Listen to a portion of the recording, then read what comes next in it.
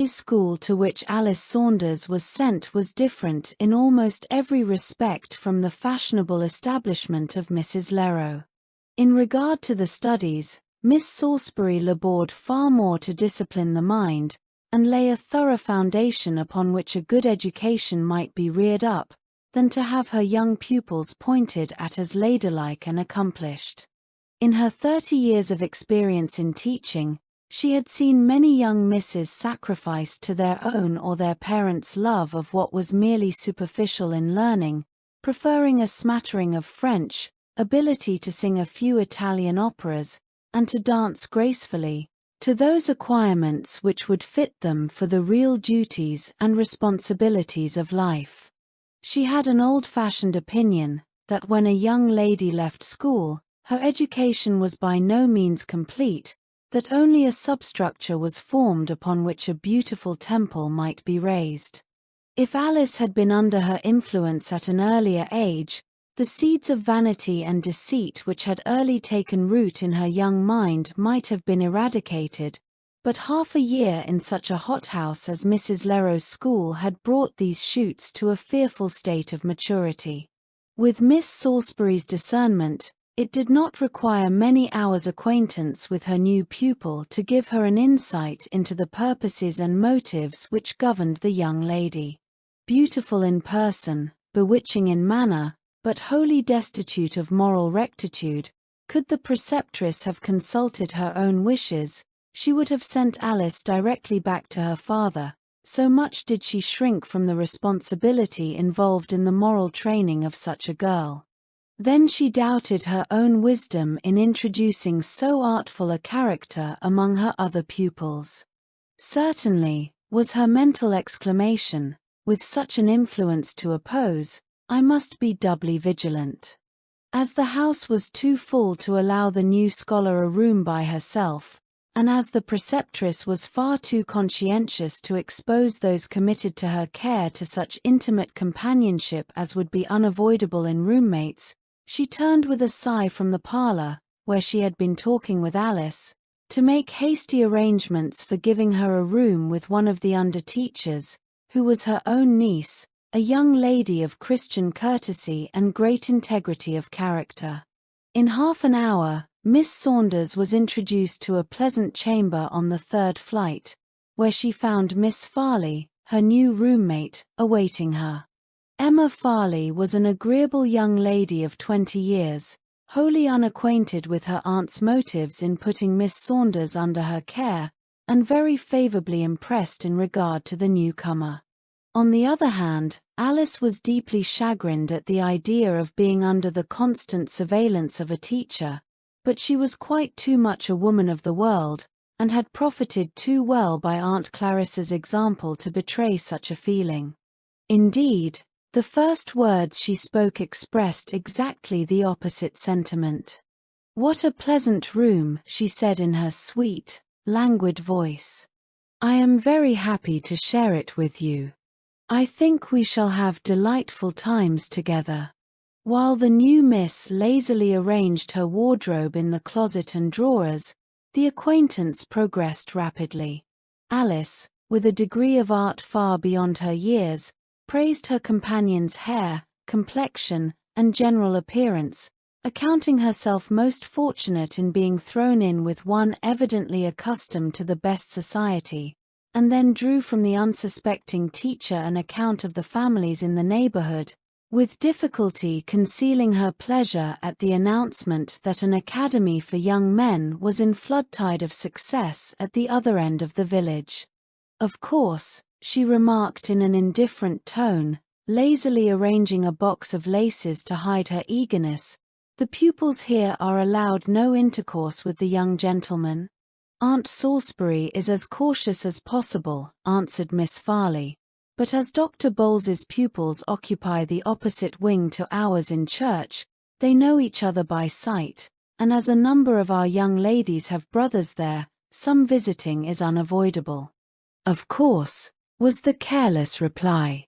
Alice returned to her wardrobe, the school formerly so much dreaded being invested with new interest. "What do you think of Miss Saunders?" anxiously inquired Miss Salisbury, at a late hour the same evening. "I think she will be a great acquisition to the school," was the enthusiastic reply. "She is lovely in person, and as far as I can judge, of a bright mind." "Yes, there is no doubt of that, Emma. But her morals, has her conscience been cultivated quite as diligently as her personal charms?" "I see no reason to think the contrary." Emma repeated part of the conversation, and then retired. "I must guard against prejudice," said the preceptress to herself. "But, if I do not mistake, my unsuspicious niece has been duped by a few lies of politeness. But time will show the real character of my new pupil." Less than a fortnight sufficed, not only for mutual acquaintance between the young ladies, but also to raise Alice to the height of popularity. Her dress and her opinions were quoted as law, her most trifling acts commented upon with favor, while her frequent remissness in the recitation room was excused on account of her inability to apply herself closely without bringing on an excruciating pain in her head. This artifice the young girl had resorted to immediately upon ascertaining that none of the tricks to evade duty so successful in Mrs. Leroux's school would avail here. So far, the plea of ill health had worked well. Alice had been in the recitation room but a few times before she found that she could neither make use of copied exercises, nor glance at her book held adroitly inside a fan. The teachers were so thorough, and required so many explanations of the rules, that no such artifices availed. She must either give her attention wholly to the business of study, or invent some plausible excuse for not doing so. Alice, however, was too experienced in deceit to allow her tactics to fail her now, and therefore resorted to the plea of headache, which her natural delicacy of complexion enabled her to simulate with a good chance of success. She had been twice to church, where even Miss Salisbury's strict ideas of propriety could detect nothing wrong. But the young girl had made good use of her eyes, and was aware, long before the extravagant compliments reached her through sisters of the young gentleman, that her beauty had caused no slight degree of excitement among the susceptible youth ranged on the opposite seats in church. Even the very gentlemanly-looking under-teacher, sitting at the head of the back slip to overlook the conduct of his charge, had fixed his bright blue eyes on the newcomer with far more than ordinary interest. At the close of the second week, Alice wrote her father that, though she was greatly disappointed at being compelled to leave Mrs. Leroux's school, she now was happy here, as the teachers were very kind, and aimed to do their scholars good. She complained, however, of headache on severe application to study, and requested her father to ask Miss Salisbury to allow her more time for exercise in the open air. Mr. Saunders was delighted with the apparent improvement in his daughter. He wrote at once to the preceptress, begging the lady to give Alice all possible indulgence that her rules would allow in regard to the hours of exercise. Hitherto the young girl had conducted herself with such seeming propriety that she completely blinded her teachers, so that Miss Salisbury, in endeavoring to make amends for her former distrust, gave the new scholar far more credit than she deserved. In the meantime, these first weeks did not pass without some advance on the part of Dr. Bowles's pupils toward an acquaintance with the beautiful stranger. All those who could form any excuse to gain an entrance into the charmed mansion eagerly availed themselves of the opportunity. Alice, on one pretext and another, had been called down to the parlor and introduced to half a dozen of them. After this, projected walks and incidental meetings in the street caused the acquaintance to ripen faster than was desirable. Miss Saunders, the beauty and heiress, the model of taste in dress and fashion, had already acquired more influence in the school than any young lady had done since its formation. But, sad to say, in order to attain this popularity, she had uttered, without one compunction of conscience, lies of politeness and lies of flattery almost without number. An incident occurred in school about this time, which directed the attention of the preceptress to this vice. A little girl named Clara Dalton, the youngest scholar, had been detected several times in equivocation, and once in a deliberate falsehood. The circumstances were these. Wednesday and Saturday afternoons were half holidays, and under certain restrictions, the pupils were allowed to employ themselves as they chose. It was a rule, however, that they should not exceed a certain limit in their walks without special permission. Somehow or other, Clara had formed the acquaintance of a girl living quite at the other extreme of the village, and as Miss Salisbury for some reason disapproved the intimacy, she had forbidden Clara to visit her. Wednesday morning came again, inviting all lovers of green fields and pure air to walk forth.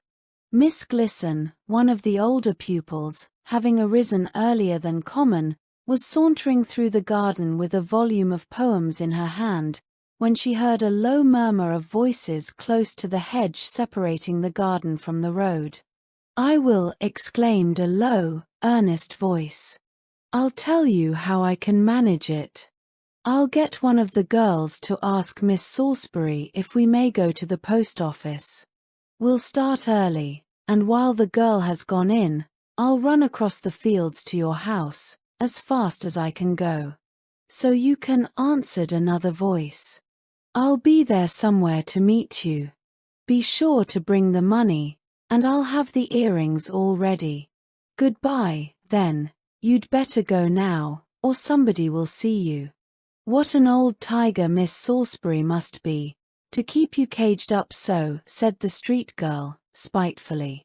"Come as early as you can." The young lady stood still, greatly troubled. Ought she to report to the preceptress? She had recognized the voice as Clara's, and soon after, the child crept cautiously from her hiding place, and ran stealthily toward the house. After some hesitation, she decided that she was not called upon to mention what she had seen. In the evening, there was some unusual excitement in the hall, and presently a child's voice was heard crying bitterly. It was Clara, who had just reached home, her clothes soiled and torn, and her eyes swollen with crying. The preceptress led her forward into the large recitation room, where most of the scholars were assembled, and commenced an investigation of the case. It was ascertained that, immediately after dinner, Clara and a young companion, Annie Mellage, started together for the post office, being charged with letters from several of the young ladies. At the door of the office, Clara stopped to tie her shoe, and Annie went in alone. When she came out, her companion was nowhere to be found. Miss Glisson started. This was the plan she had heard in the morning.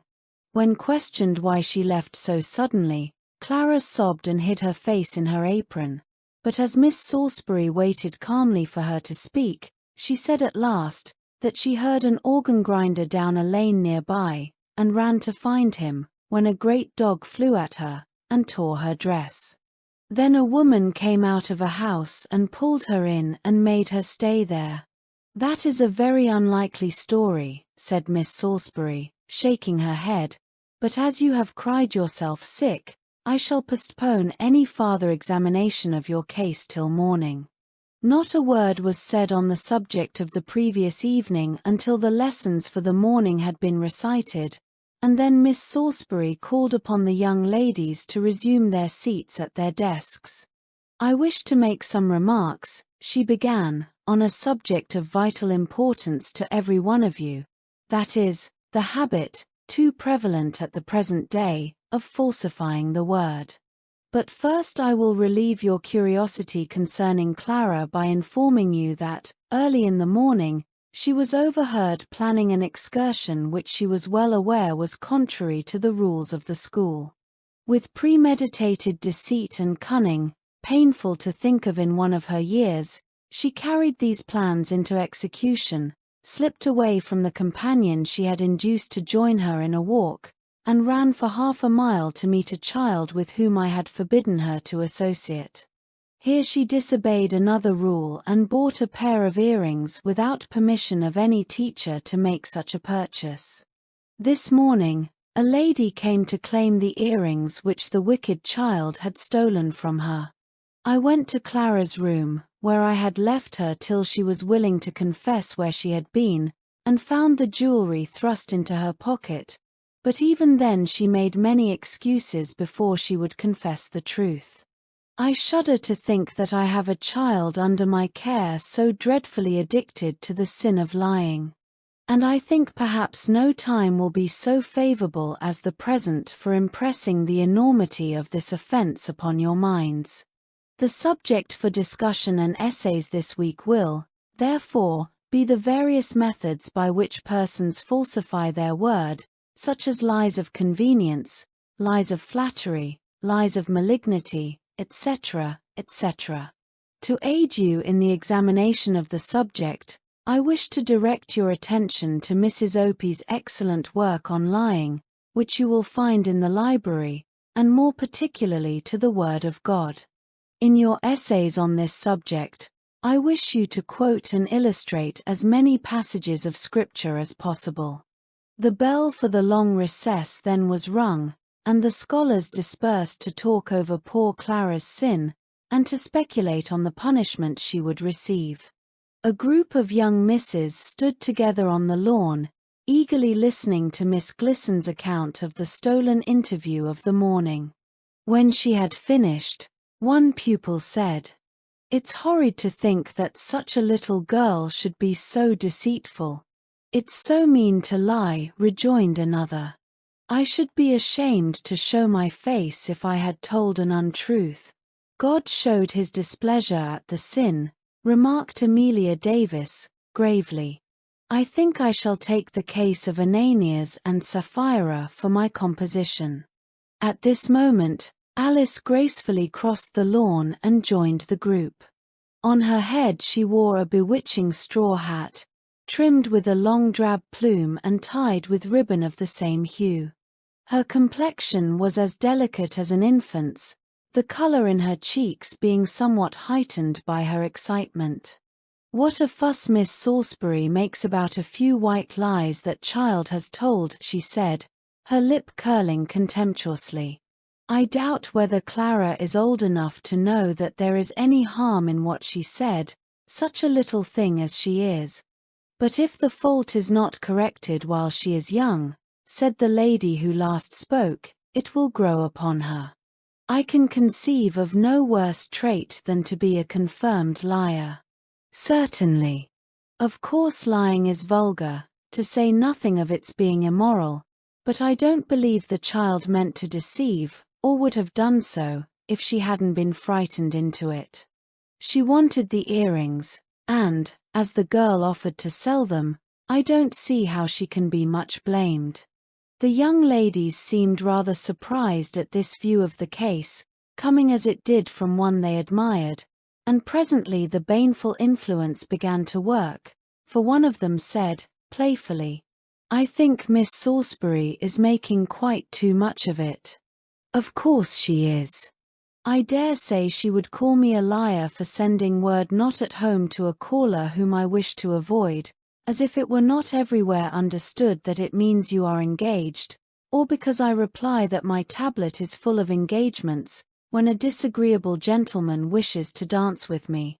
If she knew anything of fashionable society, she would understand that such white lies are unavoidable. It would be an insult to a gentleman to refuse to dance with him."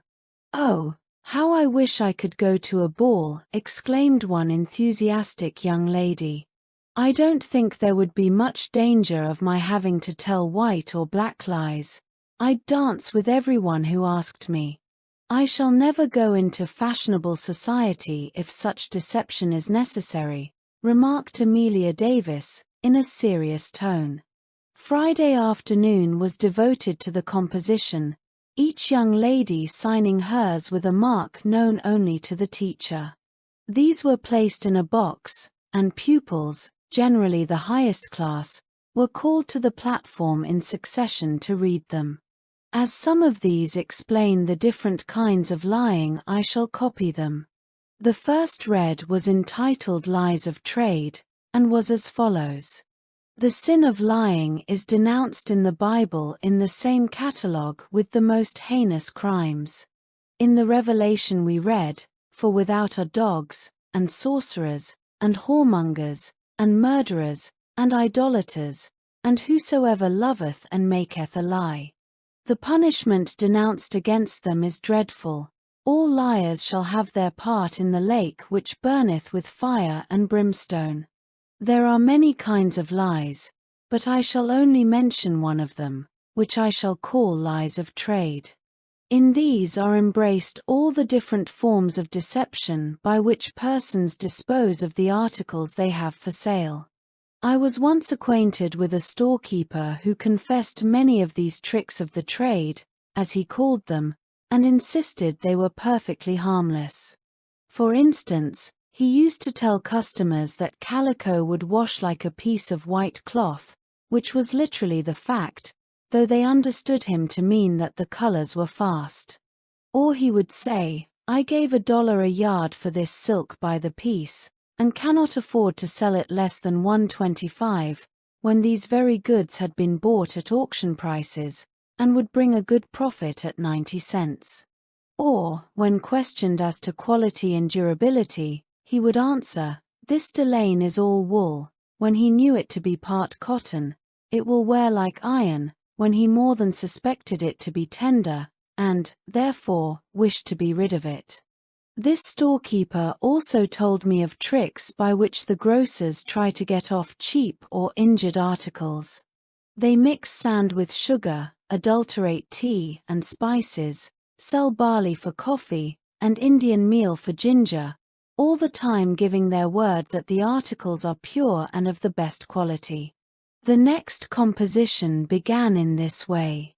What is a lie? By some writers it is explained as an intention to deceive. Can a person be guilty of lying who does not speak? I think he can, for a single motion of the head will sometimes convey a wrong impression. What is the difference between a lie and a falsehood? A person may tell what is not true, or a falsehood, without the intention to deceive, which constitutes a lie. What does the Bible say of lying lips? The lip of truth shall be established forever, but a lying tongue is but for a moment. Lying lips are an abomination to the Lord. He that speaketh lies shall not escape. Speak ye every man the truth to his neighbor. Is there such a thing as a lie of flattery? There is, and I will give an instance. A girl named Hannah Morrill once lived with a lady as a kind of companion. She soon discovered that her mistress had a weak mind and was very susceptible to praise. The lady was exceedingly homely, but Hannah flattered her with the assurance that she was fine-looking and remarkably intelligent. She falsely quoted the opinion of others who agreed with her that her mistress was a pattern of elegance, taste, and refinement, until she succeeded in convincing the lady that her glass deceived her as to her personal appearance and that, as to her other qualities, her modesty had hitherto blinded her as to her many excellences. In this way Hannah gained many favors, and was so much encouraged by them, that she became so gross in her flatteries that at last her mistress began to suspect her of insincerity. Wishing to try her, she brought from the store an elegant lilac silk, more suited to a bride than to a lady past 60. Expressing, herself, a doubt whether this color was becoming to her age, she asked Hannah's opinion, when the girl warmly declared that she was only slandering herself when she thought the color trying to her complexion, for it made her look like a young miss, holding the rich folds up before her. Only half convinced, the lady was called from her chamber to see company, from which she returned suddenly, unobserved by anyone. Hearing loud talking and laughing in the next room, she stopped a moment to listen, and soon heard Hannah mimic her voice and manner before the mirror. "What an old fool she must be to believe you," answered the cook, with a coarse laugh. "I can make the simpleton believe black is white," urged Hannah. "I told her, yesterday, that her old yellow, crooked teeth were the envy of half the young ladies, and the silly creature actually swallowed the flattery." "Not quite," said a low, stern voice. "That lilac silk I brought from the store to test your frankness. If you had told me what I knew to be true, that it was ill-suited to me, I intended to have given it to you. I am glad I have been undeceived in season to dismiss both of you from my service. I will give you an hour to pack your trunks, and at the end of that time, I will have a constable here to search them, for I am not so great a simpleton but that I understand that a person who will lie to her benefactress will steal from her whenever opportunity occurs." Many interesting anecdotes illustrating different kinds of lies are given by Mrs. Opie in her book on lying. The composition next in order was scarcely finished when Miss Salisbury requested the young lady who was reading to pass the copy to her. Glancing at it with a look of serious displeasure, she took a small book from her desk, compared the signature with one marked there, directed the reading to proceed, and then sat more than usually erect, while attending to the composition which followed. "Of all lies," commenced the young lady, "those which relate to the character of others are the most to be dreaded. These lies are in direct violation of the 9th command, 'Thou shalt not bear false witness against thy neighbor.' How often, for the sake of telling news, we are tempted to repeat stories to the disadvantage of others, even though we know they are untrue. There is a fault of this nature, not quite so common, of which I will give an instance. A lady in rather high life was in the habit of underrating her own beauty, talents, and taste in order to have others praise her. One evening she attended a religious meeting appointed for conversation with the pastor. After confessing her own sinfulness, she said, "I scarcely think there can be mercy for such a wicked creature as I am." She expected that these words, wholly insincere on her part, would lead the clergyman to express his admiration of her lovely moral character. But the good man, either wholly deceived by her apparent distress, or wishing to give her a deserved rebuke, said, "Madam, you are far more sinful than you have described. You have offended God's holy laws. I should like to know what I've done," she exclaimed, in great wrath, rising and standing defiantly before him. Many of the young ladies laughed on hearing this story, and then Amelia Glisson responded to the call, and rose with such blushing cheeks to read a composition, that her companions conjectured it was her own. A young lady, fair and beautiful, sat in a luxuriantly furnished parlor. Statues of the rarest art filled the niches, while paintings from the old masters adorned the walls. The house was evidently the abode of wealth and refinement. The young lady, whose name was Isabel Montgomery, sat, or rather reclined, against one of the large cushions of the divan, with an elegantly bound volume open before her. Suddenly the outer door was heard to open. Isabel started, her cheeks flushing, and her eyes beaming with pleasure. The servant entered, bearing a beautifully embossed card on a silver salver. The lady's breast heaved. It was evident a crisis in her young life was approaching, but suddenly the scene changed. "Pshaw!" she exclaimed, angrily. "It's that tiresome old maid. Why didn't you tell her I was out? You're a stupid piece not to know I didn't wish to be disturbed. But I won't see her. Go, directly, and tell her I'm not at home, and don't expect to be for a month." "How provoking," she said petulantly, when the servant had retired. I was sure it was Mr. Clayton. Then, glancing at her jeweled watch, she added, with a pout on her red lips, "He prides himself on his punctuality, but it is already 1 minute past the time." The moments lagged wearily, now, until they lengthened themselves into hours, but the expected one did not make his appearance, and at last, disgusted with her lover, with herself, and with life in general, she retired to her own chamber where she indulged in a flood of tears. Indignation at last gave way to anxiety. Some accident must have happened to the loved one. This was the morning which was to decide her fate for life. Frederick Clayton, the most elegant as well as the most wealthy young man in the city, had sued for her hand. An appointment was made for him to meet her hither at his counting room at an early hour, and then he begged leave to come and receive his answer from her own sweet lips. No doubt what that answer would be. Something awful must have occurred, or he would have flown on the wings of love to her presence. At last, the thought flashed through her mind that not one visitor had called during the entire morning with the exception of the tiresome old maid, as she invidiously termed her, and this was so unusual a circumstance that she rang the bell furiously to ask the servant whether any callers had presented themselves. The servant girl entered, a glance of low cunning gleaming from her half-closed eye. Before her mistress could speak, she advanced rapidly with the salver upon which lay several cards. Isabel eagerly clutched at one bearing the name, Frederick Clayton, and screamed, in a voice of passion, "How came this here? Why wasn't he admitted? How long since he went away?"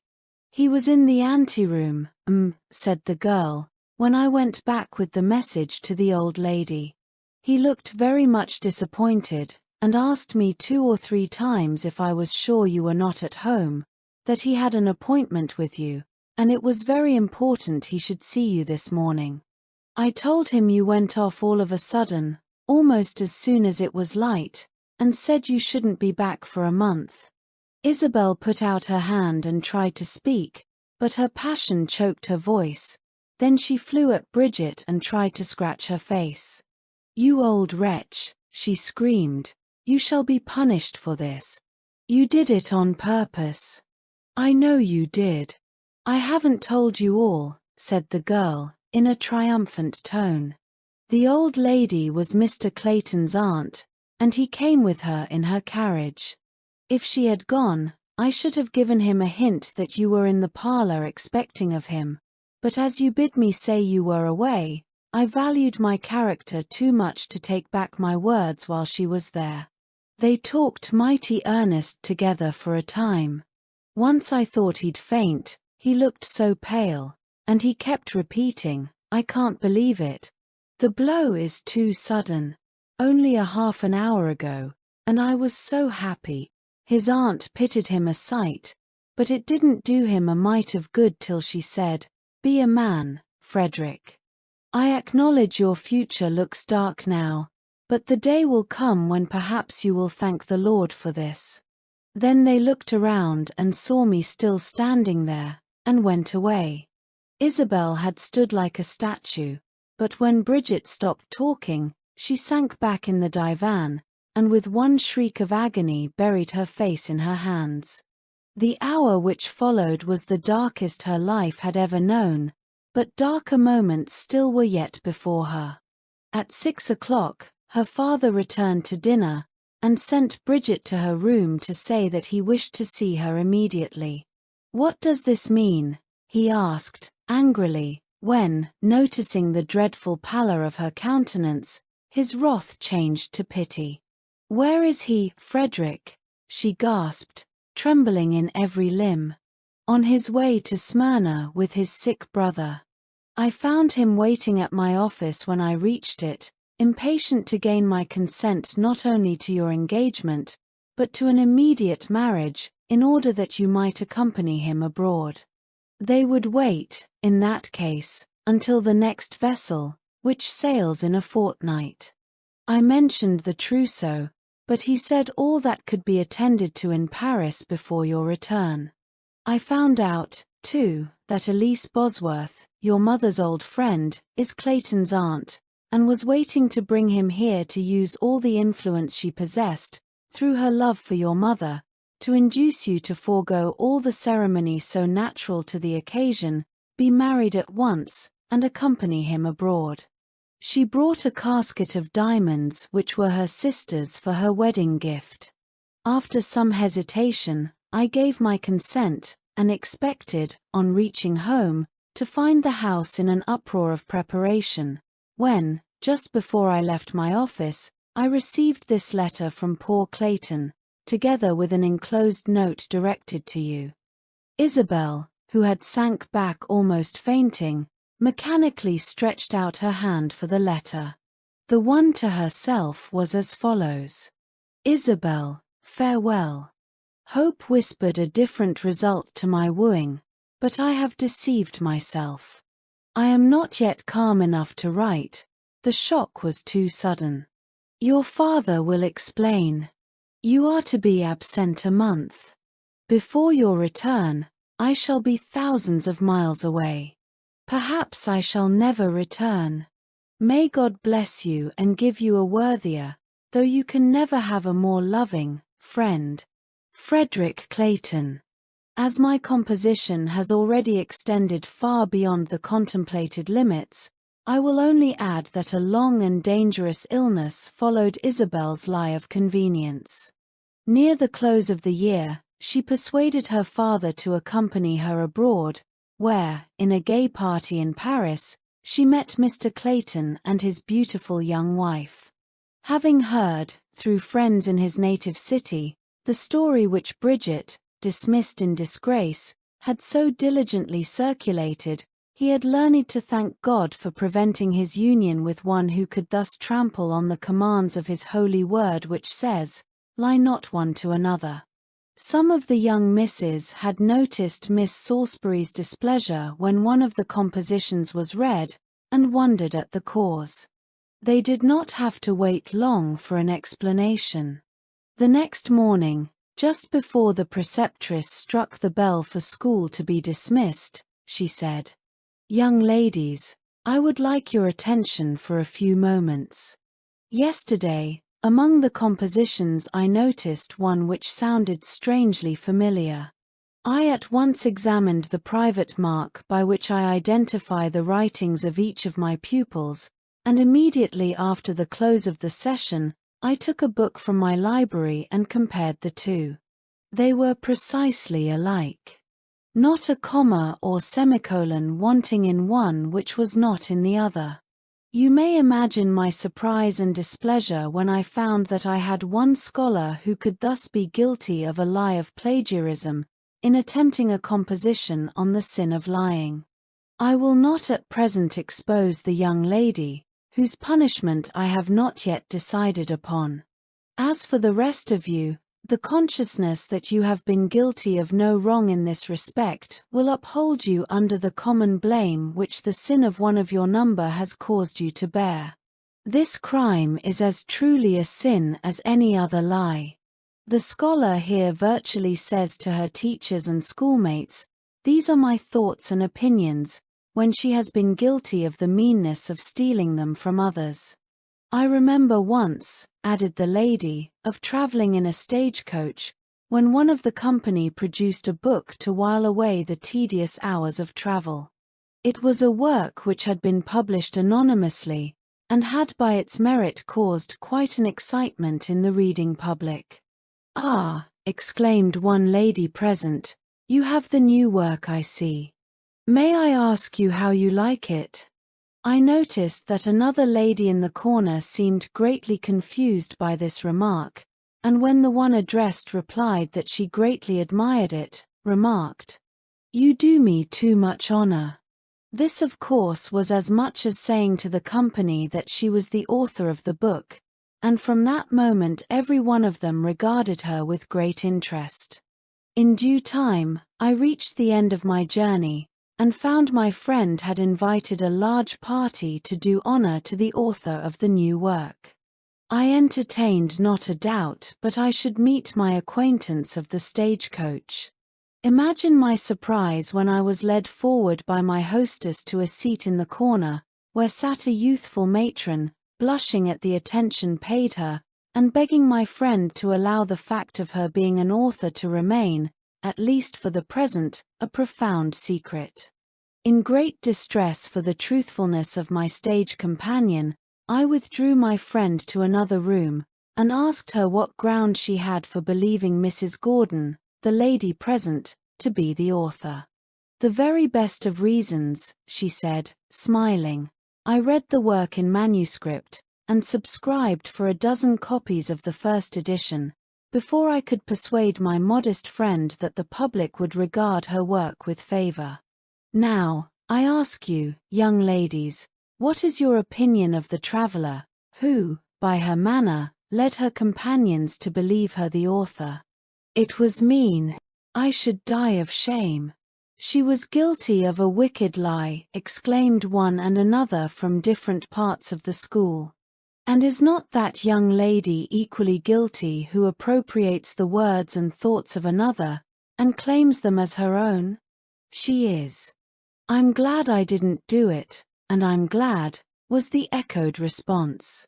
Young ladies, said the preceptress, before you are dismissed, I have only to add the inspired words, these 6 things doth the Lord hate, yes 7 are an abomination to him. A proud look, a lying tongue, and hands that shed innocent blood, a heart that deviseth wicked imaginations, feet that be swift in running to mischief, a false witness that speaketh lies, and him that soweth discord among brethren. For the next fortnight, there was great curiosity among the scholars to know who was the guilty individual referred to, but as Miss Salisbury maintained the most profound silence on the subject, nothing certain could be learned. Several times when the topic was mentioned in the presence of Alice, a contemptuous curl of the lips was her only answer. By this time, however, her sentiments on ethics were pretty well known, and shrewd conjectures began to be whispered about as to the author of the plagiarism. Alice found the moral atmosphere of Miss Salisbury's establishment so entirely uncongenial that she would, long ere this, have resorted to some method of leaving, had it not been for private plans which could not be carried out if she were removed to another school. She had so far conducted herself with the strictest regard to propriety while in her own room, and Miss Farley, her roommate, though often questioned by her aunt, answered most favorably of the new scholar. But there were methods by which she disobeyed the rules and evaded the laws which her teachers dreamed not of. Neither did they imagine what an influence for evil this heartless, deceitful girl was constantly exercising over one of her young companions. Ella Morris was a girl of only 13 years, warm and ardent in temperament, of generous noble impulses, but easily influenced by those she loved. When Alice first entered the school, Ella regarded her with admiration. Miss Saunders's beauty and style were her constant theme out of study hours. The least notice from the handsome stranger was reported to her companions with emotions of pride and pleasure. Ella had a brother in Dr. Bowles's school who called upon her soon after Alice's first appearance at church. Ned Morris told his sisters to invite Miss Saunders to the parlor, as he wished to be introduced to her. He was a tall youth of 18 years, with small, effeminate features, going among his companions by the name of our dandy. He was good-natured to a proverb, with a weak mind, but entirely moral in his character. He had been dazzled by Alice's beauty, and now was just shallow enough to imagine her as intelligent as she was lovely in person. Even during that first interview, he had to put a constant constraint on himself to keep from betraying his warm admiration. After this, Ella had no need to complain of want of attention from her brother. He was constantly sending her notes with presents of oranges, figs, or pineapples, all of which he directed her to share with her new friend. The little girl was almost intoxicated with delight at the praises bestowed upon her by her new friend, until Alice, who one day heard her boasting of some favors, cautioned her not to do so, lest others of her companions should expect the same notice. After a few weeks, a small perfumed envelope came, enclosed in Ella's letter from her brother, directed to Miss Saunders. Alice would not yet trust the sister sufficiently to confide an answer to her care, but dropped a sentimental epistle into the office with her own hand. After this, the correspondence became very frequent, sometimes Ella's letters and sometimes the mail being the medium of communication between the friends. Alice now found the benefit of having liberty for early walks. Indeed, it was this very reason that had induced her to write her father to intercede for that privilege with the preceptress. Every morning she was up and dressed before many in the household were awake, and met by appointment Ned Morris, when they walked and talked together. At last the frequency of Ella's letters and her brother's unusual devotion to her interests began to excite suspicion, and one of the under-teachers reported to the preceptress that when Mr. Morris called, he always asked for Miss Saunders to play to him. The same evening, Miss Salisbury summoned Ella to her private parlour, and made careful inquiries whether there was any correspondence between her brother and any of the scholars. Alice had already anticipated this question, and bade Ella, as she valued her friendship, never to reveal anything that she knew or suspected on the subject, so that the child at once denied any knowledge of such letters. But the evils attending wicked companionship had only just commenced. Before this, Ella, though sometimes equivocating, had not told a downright falsehood since she came to the school. Now, unless she would criminate herself, she was obliged often to repeat the sin. From being a merry, contented child, she soon became peevish and ill-tempered. Alice was obliged to employ all her arts of fascination to retain what she considered necessary influence over her. Through other young gentlemen from Dr. Bowles's seminary, who visited their sisters, the story of Ned Morris's admiration for Miss Saunders began to be circulated through the school, and at last reached the ears of the preceptress. Summoning Alice to her parlour, she put the question directly to her. "Are you acquainted with young Morris?" "Slightly," answered the young girl, in the most indifferent tone. "I was passing the hall door when Ella met me going out with her brother and introduced him, but I was in haste and did not stop long." "And how many times have you seen him since?" The lady gazed searchingly in her pupil's face, but could detect nothing to induce the suspicion that the young miss was trying to deceive. "Really," said she, with a smile, "I cannot remember, as I did not consider it a circumstance of any importance.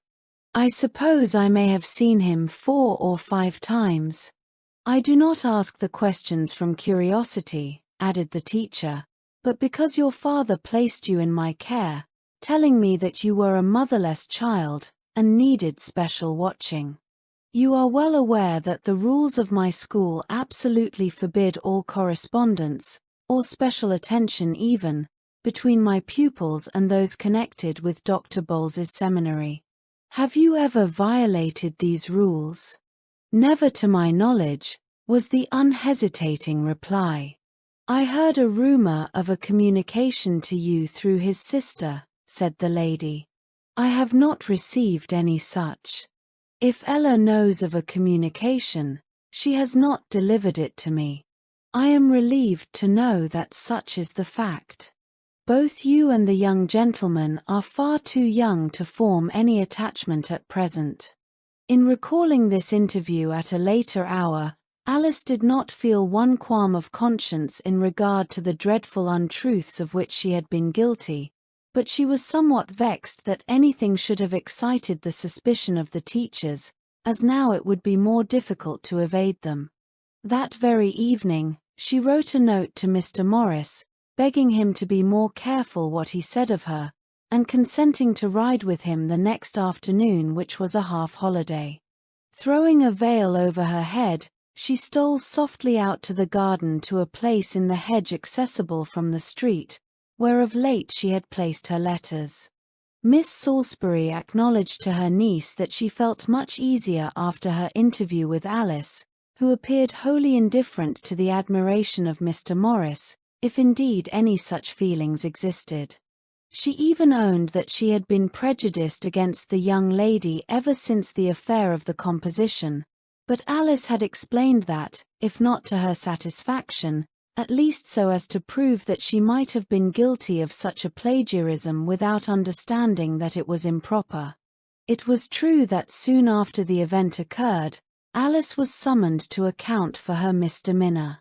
She told the preceptress that in Mrs. Lerow's school, the young ladies all made selections from favorite authors, that the teachers were not only aware of it, but often referred them to particular passages when they found it difficult to select for themselves.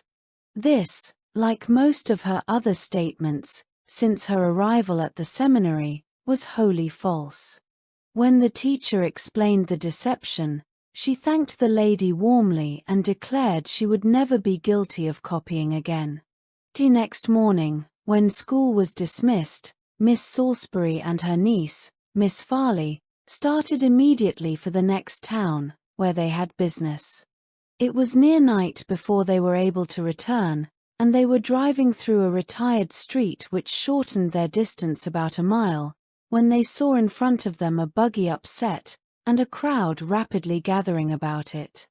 "I am afraid someone is injured," remarked Miss Farley, as they drew nearer. "See, they are lifting a lady from the ground." "John," said Miss Salisbury to the driver, "stop here. We cannot get through the crowd and I wish to get out." The man, who was on the front seat, went on a few yards, stopped, stood up in the carriage to see better, and then said, "That's one of our young ladies, the one I hear call the beauty." At this moment, Mr. Morris limped away from the buggy, trying to walk to a house nearby. He was evidently suffering, and his face was deathly pale. A horrible suspicion flashed through Miss Salisbury's mind. Miss Saunders, her pupil, had deceived her, had taken advantage of her absence to break the rules of the school, and ride with Mr. Morris. Without waiting for John to open the door, she turned the handle herself and got out. 2 men were assisting Alice up the steps to the house, when Miss Salisbury stopped them. "You needn't take the young lady up there," she said. "I have a carriage here and will convey her home. If one of you will go for the doctor as quickly as possible, and ask him to call at the ladies' seminary, you will do Miss Saunders a great favor." The men turned and lifted the young miss down the steps. "John," called his mistress, "take Miss Saunders in your arms and lift her into the carriage as carefully as you used to lift your sick mother. My niece will support her, and I will sit in front." Mr. Morris stood with his hand to his head, viewing all these arrangements with a stupid gaze of astonishment. It seemed so strange that, of all persons in the world, the preceptress should happen to be there. Just as they started away and while the crowd stood gazing after them, Miss Salisbury said, "Mr. Morris, you will do me a favor if you will request Dr. Bowles to call at the ladies' seminary this evening." Dr. Wilson reached the hall nearly as soon as the preceptress was ready for him. With the proffered assistance of John, Alice was conveyed to her room, where she was laid on the bed, groaning terribly. "A sad accident, miss," said the doctor, bending over her. She opened her eyes and said feebly, "I have broken my arm." "Aye. Get me some camphor or sal volatile," urged the physician. "She is faint. Or stay, I have some ammonia." When she revived, the young lady complained of severe pain in the side and difficulty in drawing a breath. The doctor soon discovered that, in addition to her broken arm, she had broken 2 ribs. It was more than an hour before the jacket he wished for a support to her side could be prepared. And then her poor arm must be carefully splintered, so that a second message came from Dr. Bowles before he could leave. As yet Miss Salisbury had found no time to inquire into the particulars of the accident, but after the patient, under the influence of an anodyne, had fallen asleep, she learned that soon after she rode from the door, Alice and Ella started from the hall for a walk. One of the teachers, remembering the fact from the circumstance of Miss Saunders wearing her dress, hat, and mantilla. Ella returned in less than an hour, saying her companion had extended her walk to the village. Miss Salisbury instantly sent for Ella, who, since the accident, had sat in her room crying bitterly. She was now completely humbled and ready to confess everything.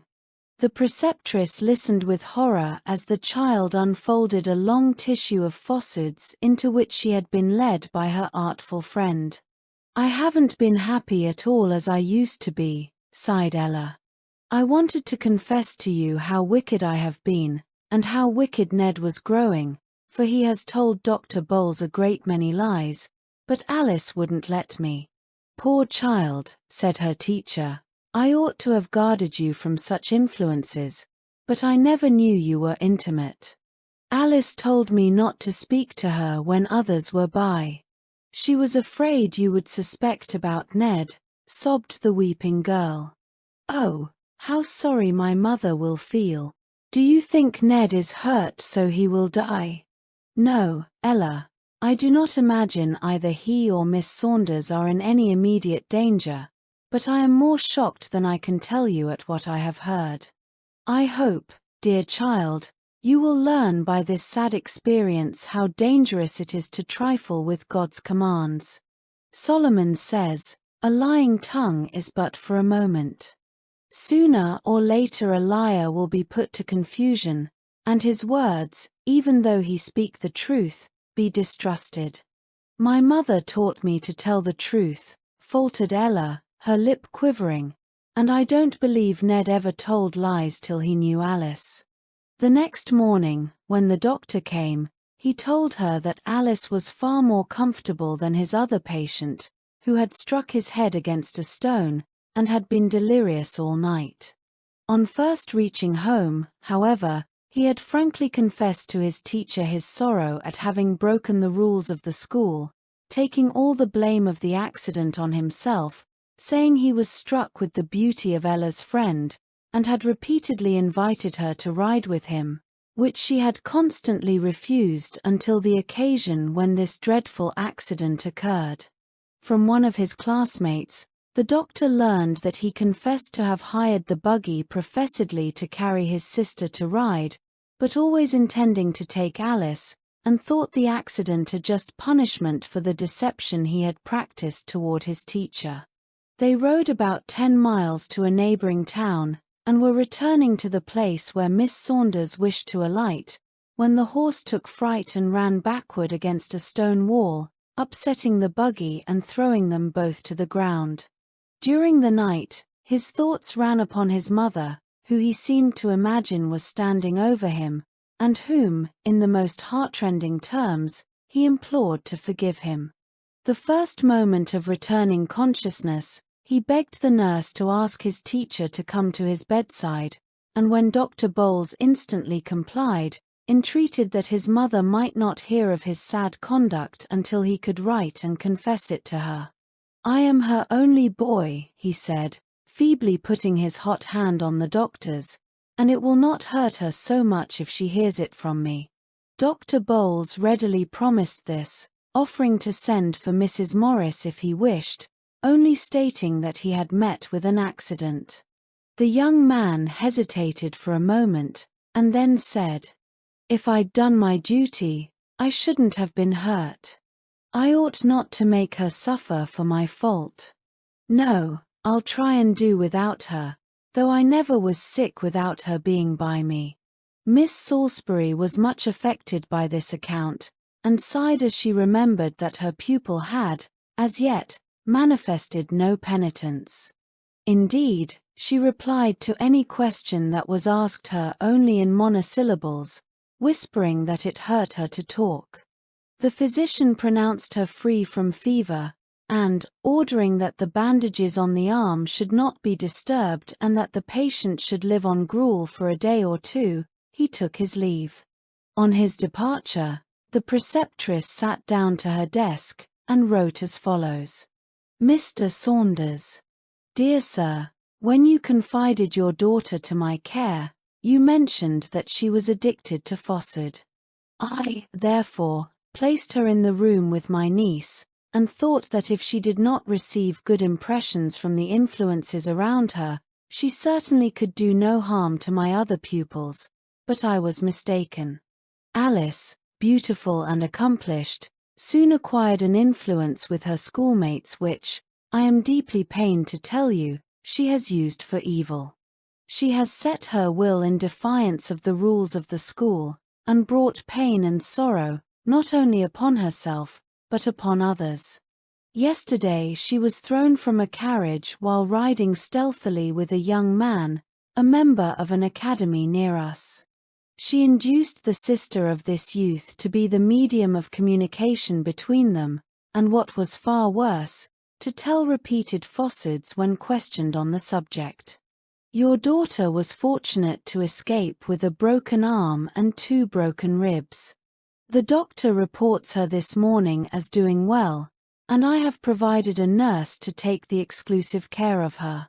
Under these circumstances, it is my wish that she should be removed as soon as she is able to bear the journey. I will instantly report to you if there is an unfavorable change, unless you should wish to visit your daughter immediately. Yours respectfully, M.A. Salisbury. 6 months later, let us glance into Mr. Saunders's pleasant parlour, and we shall see whether Aunt Clarissa's prophecy that when her nieces are older, they will be ashamed to indulge in Fossard had been fulfilled.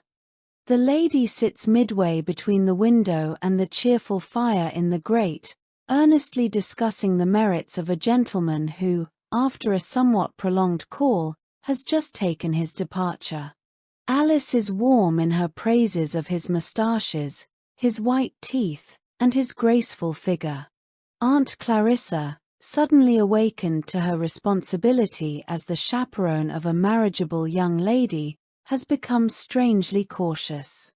Mr. Coleman may be a fine young man for aught I have heard, she says, earnestly, but we really know nothing of him. I doubt whether your father would approve the acquaintance until he can learn something of the gentleman's whereabouts. Pshaw, murmured the cherry lips. It's so vexatious to be treated like a child. I'm old enough to judge for myself about my friends, and I'm positive that Mr. James Duncan Coleman is a gentleman in every sense of the word. Miss Saunders rose, took a card from the salver, and examined it critically, as if she would read the owner's character from his address.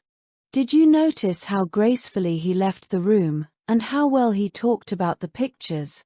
Asked Alice, after regarding her aunt for a moment with a smile. Then none but a real, high-born gentleman would have been so respectful in his address to you. Really, Aunt Clarissa, if I liked him particularly, I should be jealous of you, for he admires you exceedingly. This was lie the first. The spinster's cheeks were suffused with the least tinge of crimson, and her niece, noticing it, was satisfied that the lever was placed in the right position, and that force was all that she needed in order to raise the burden. What do you mean by that remark, Alice? Was asked, with assumed dignity. I wonder, said the young girl, laughing, whether women ever outgrow their curiosity. Why, when you were gone to the library to get that piece of mosaic, he said. What an elegant lady Miss Saunders is. She must be a perfect treasure to your father. Lie the second.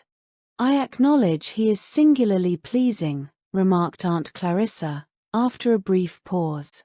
The next time he calls, I will ask him to stay to dinner.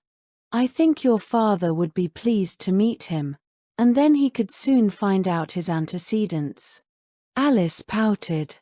"I don't want him asked for Papa to criticize," she exclaimed, rudely.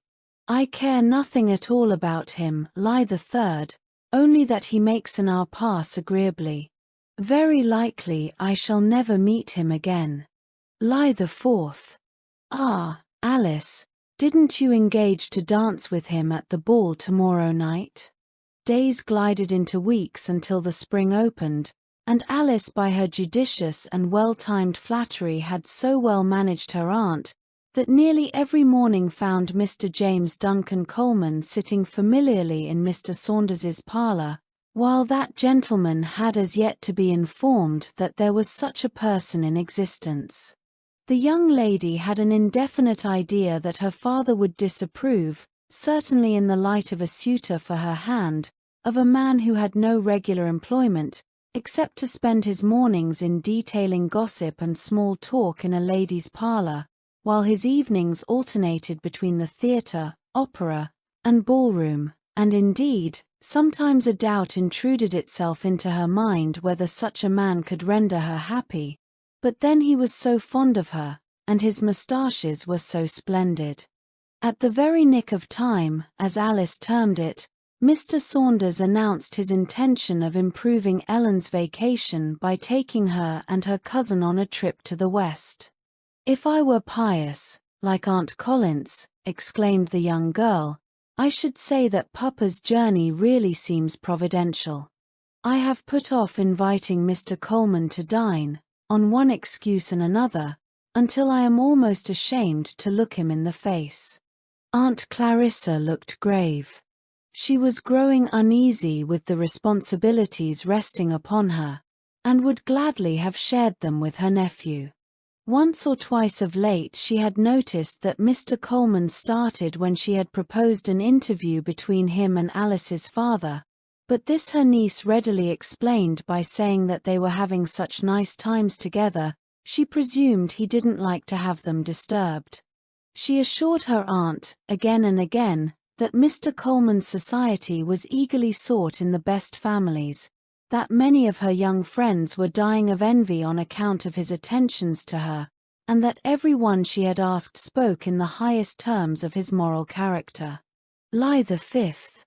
She had repeatedly heard dark hints respecting his integrity, but these slanders of course she did not believe.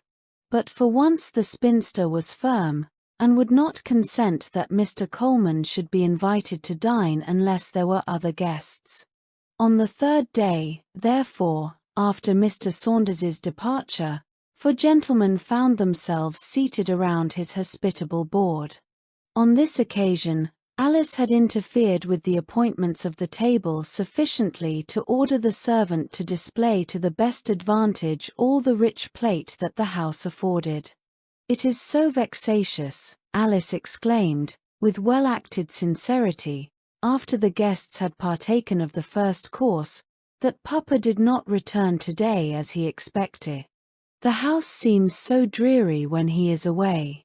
Lie the sixth. "Oh, Alice." "Yes," murmured Aunt Clarissa, "he ought to have been at home by the noon train, but on his visits to his daughter, he never knows when to leave. I wish he were here with all my heart." The last words were true, and were suggested by a sudden start from one of their guests, who sat opposite Mr. Coleman, when the latter gentleman addressed a laughing remark to Alice. There was something in the manner of the former which made her suspect this was not the first time they had met, though they had been introduced half an hour earlier and had shaken hands like strangers. She watched them until quite assured that the continued gaze of the stranger was far from pleasing to the other, and only waited a favourable opportunity when they had returned to the drawing-room to make inquiries on the subject.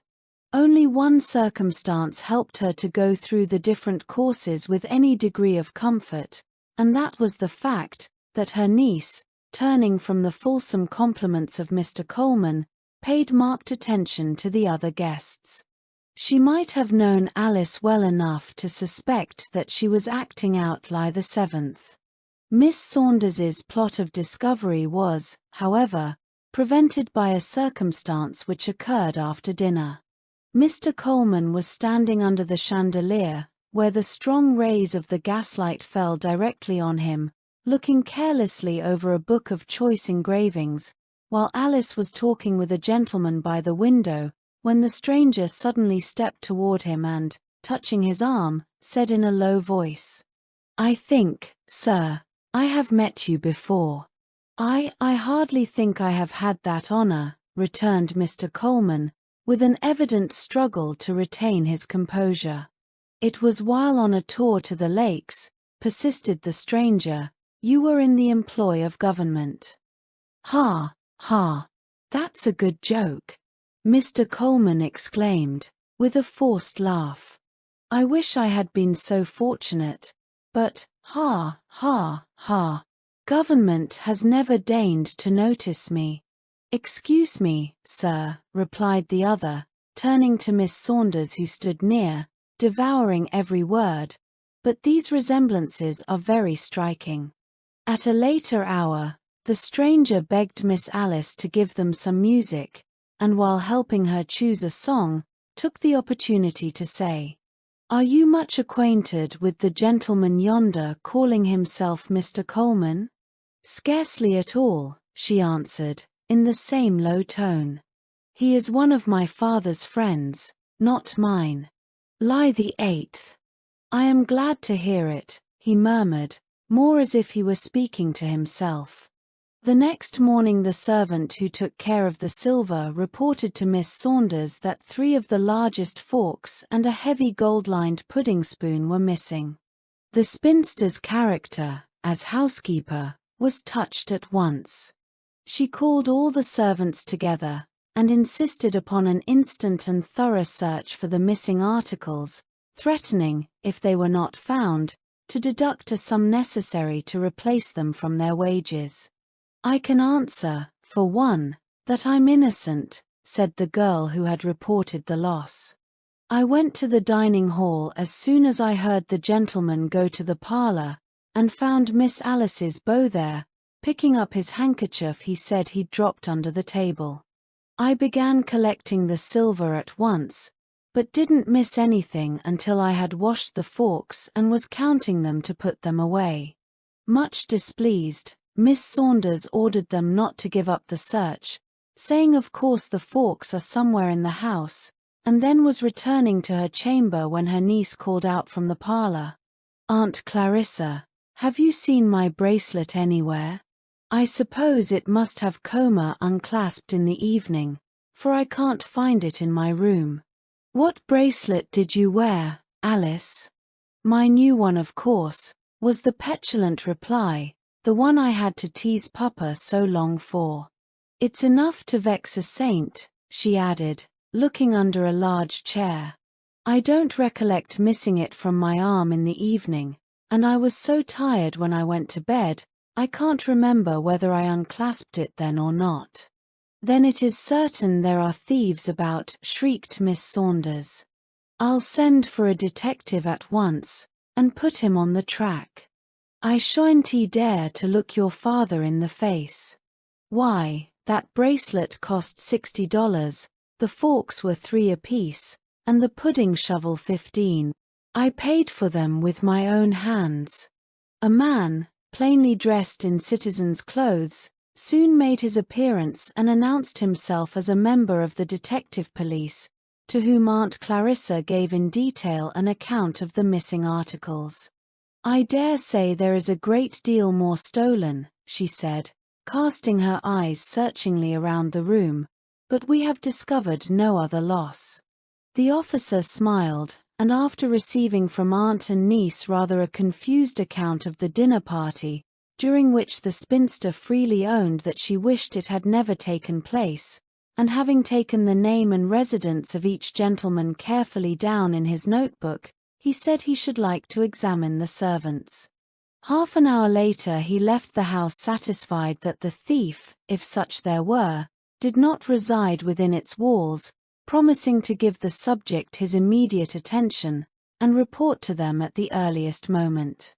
1 week, 2 weeks passed, and Alice, in the excitement of present scenes, had almost forgotten her loss. But not so Aunt Clarissa, for several other articles of more or less value had disappeared as remarkably as the first. Mr. Coleman now had become quite domesticated, as often as 2 or 3 times a week stopping to dine, so that nothing but the parting injunction of the detective that they should say nothing of the theft prevented the old lady from claiming sympathy from her guest. One morning in the early part of April, the stranger we met at Mr. Saunders's table was busy in his counting room, when a man entered and asked for 5 minutes' conversation with him. To what this referred the reader must guess, as they talked with closed doors, but one thing is certain: when the officer emerged from the office, he looked as unlike the man who went in as can well be conceived. His eye flashed and his nostrils dilated in an alarming manner. The same evening, Alice, having in vain pleaded with her aunt to allow her to have a ball, had assembled around her a few gay friends, and was in the midst of a merry frolic, when Mr. Saunders unexpectedly returned. He was an indulgent father, and soon was joining in the conversation, when a ring at the doorbell announced more company. The stranger entered, and neither aunt nor niece could repress a start of astonishment as they saw he was accompanied by the detective. But the surprise had scarcely commenced, for Miss Saunders was debating with herself whether she had better take her nephew aside and state that the officer was in her employ, when her hesitation was cut short by seeing the detective suddenly lay his hand on Mr. Coleman's arm, with the words, "You are my prisoner." It is needless to tell of the shrieks of Alice, the horror and secret remorse of Aunt Clarissa, the surprise and displeasure of the host, and the despair of the convicted thief. In vain the latter exclaimed in accents of terror, "You have mistaken the man."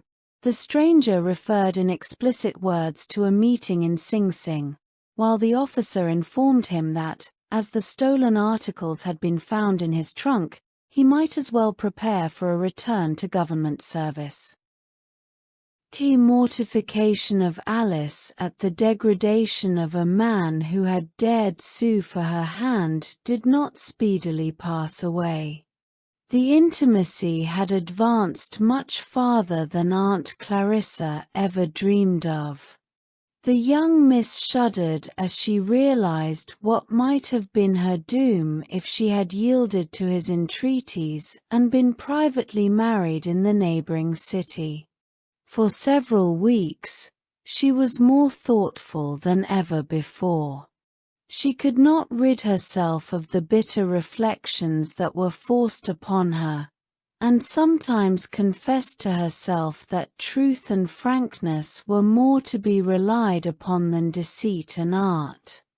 "I have a great mind," she exclaimed, one day after there had been a long pause in which neither the young lady nor her aunt felt inclined for conversation, "I have a great mind to set up for a saint, and marry a minister."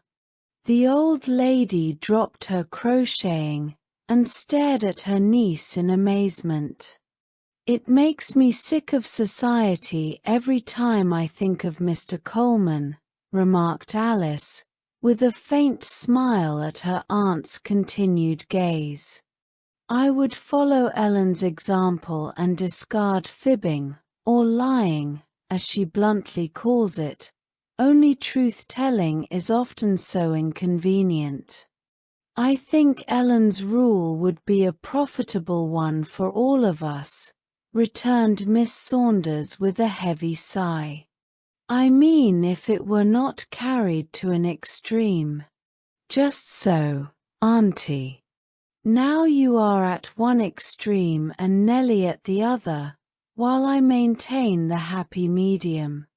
"Alice Saunders, what are you talking about?" cried the old lady, growing very white about the mouth. I insist that you explain yourself immediately. Certainly, Aunt. She turned away to conceal a smile, a bitter, scornful smile, and then began suddenly. I can but just remember Mother's death.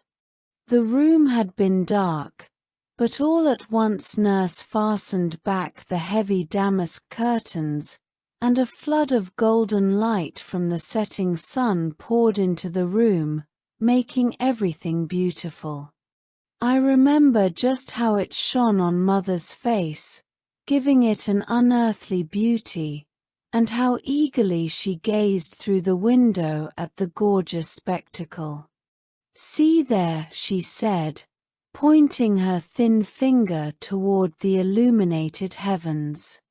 Before the sun rises again, I shall be where there is no darkness, where the sun of righteousness shines forever and ever. I didn't know you remembered that, Alice, faltered Miss Saunders, in a softened tone, but I have heard your father tell of it again and again. Your mother was a good Christian, Alice, but I don't see what that has to do with the subject we were talking about.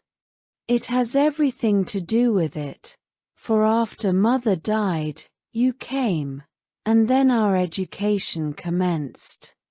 I wonder whether I should have been good, if my mother had lived. The last words were uttered softly, as if to herself. The old lady's face flushed, but she remained silent.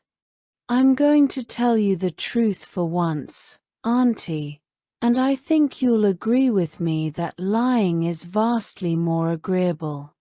You remember how I praised you to Mr. Langworthy last Sabbath, telling him what a blessing you had been to us motherless children? That was all a fib, a white or black lie, just as you please to call it, manufactured for a variety of purposes, such as to make you appear to the best advantage, and thus reflect credit on your niece, and to insinuate that I had been under the very best of influences. I thought that course justifiable, and even praiseworthy. November, I'm going to tell you the plain, unvarnished truth.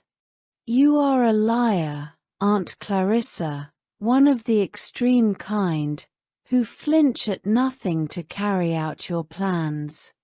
I can remember I first began to doubt your word when you gave me a dose of rhubarb, telling me it was nice like sugar. That was when you first came to us, and since that hour, I have never known you tell the truth when a lie would suit your purpose better. How dare you talk so, Alice? Gasped Miss Saunders, her chin quivering. Wait a minute, Auntie, I haven't done yet, but I will do you the justice to say that I suppose fibbing has become so confirmed a habit with you that you yourself are scarcely aware of it, and then you have naturally a kind heart which prompts you to make everything as agreeable as possible. This is the reason why, when a visitor comes in, you say flattering things, such as, "What an exquisite color your silk dress is, and how charmingly suited to your delicate complexion, or how well your children behave, Mrs. So-and-so. I wish Mrs. This and that would follow your example." When, the moment their backs are turned, you laugh at their easy credulity, and want of good taste in the selection of colors. Stop. Stop, child. I won't hear you talk so. I say it's shameful, after all I've done for you, slaving myself so many years, when I might have lived quietly by myself without any care. Alice shrugged her rounded shoulders, saying, archly, "Truth isn't pleasant, is it?" I wonder what you'll do when Ellen comes home. Why, I've only begun to enumerate the ways in which you have taught us to tell white and black lies. Why, there was poor little Joe, who knew as well as I did, when you threatened him with punishment, or promised to tell father some of his tricks, that you never intended to keep your word.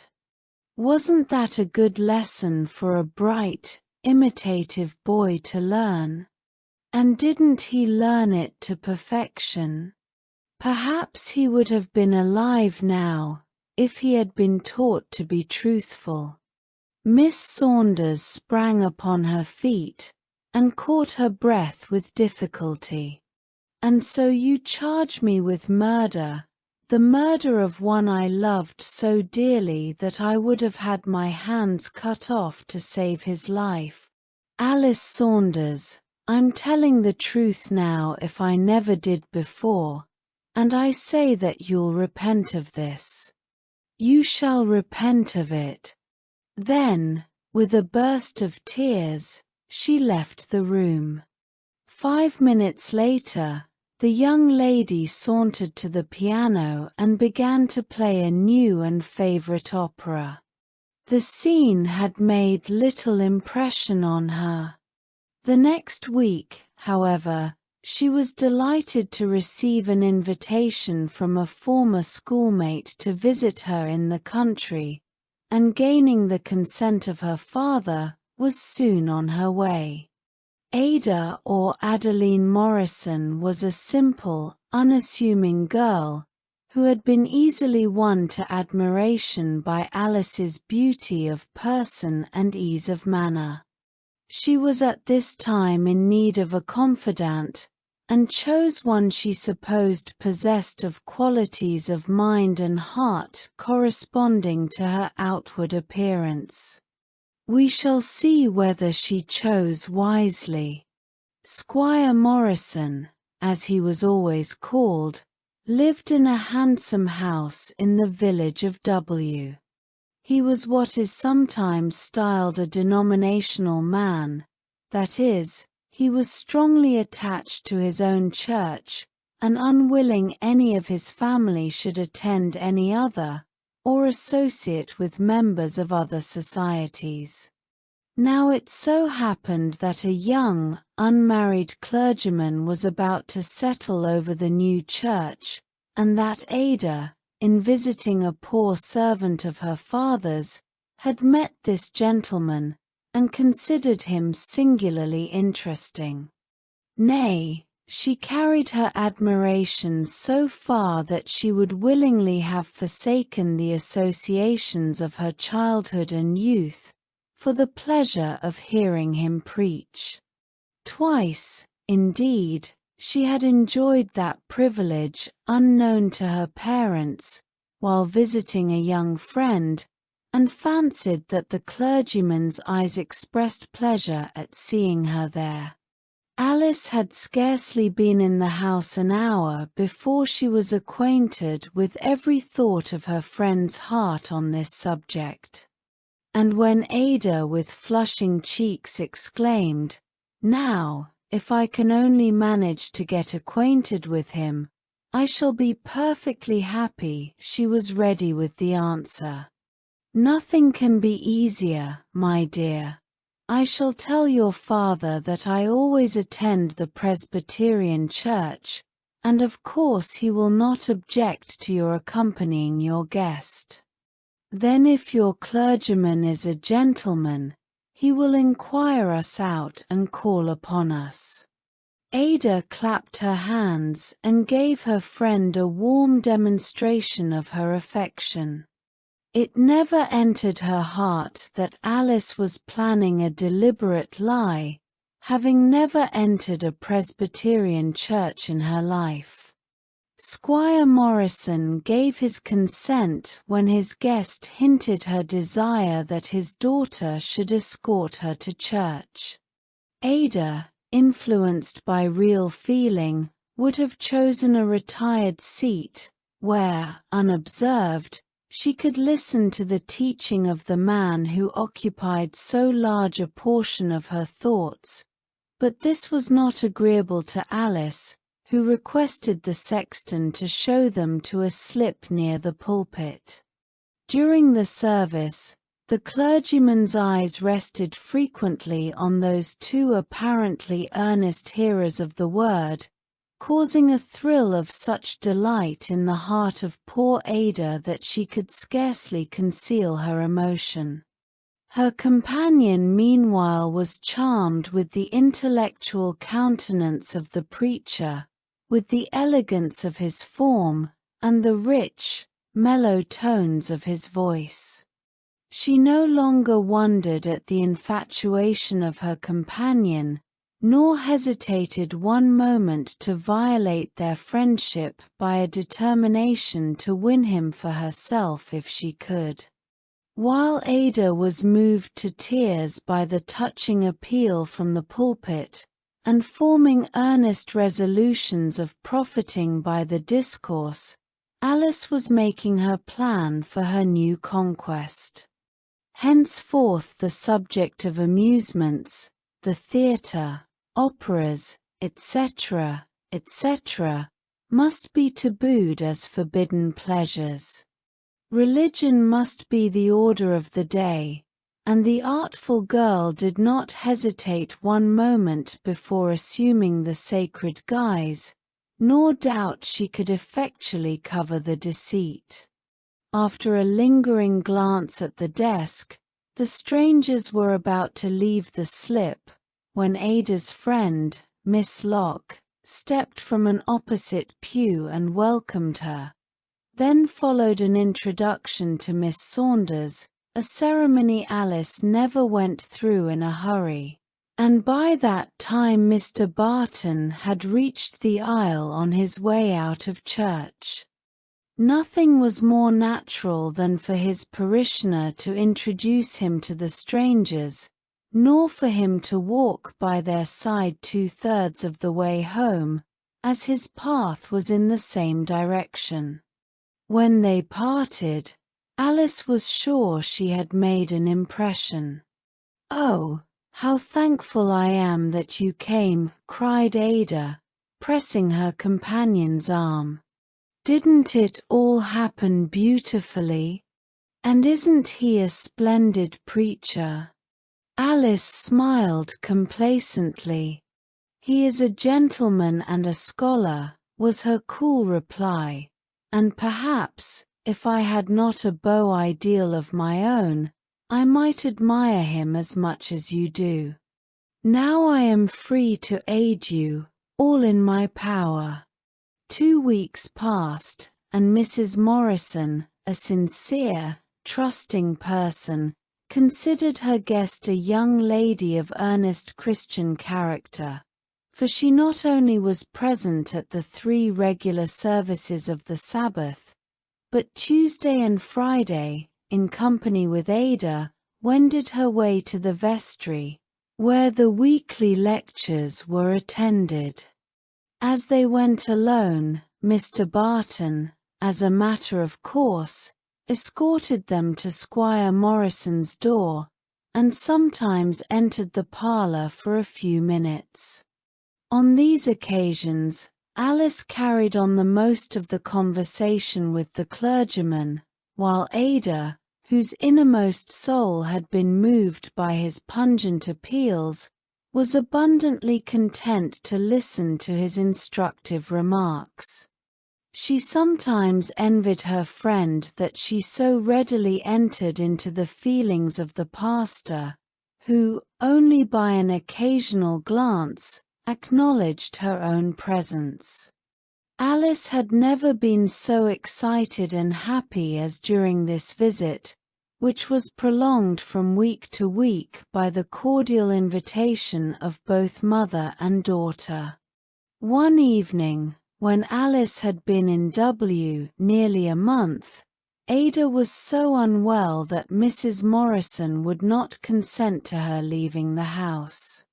This was a severe disappointment, for, aside from her interest in the preacher, The young girl was deeply affected by the preaching.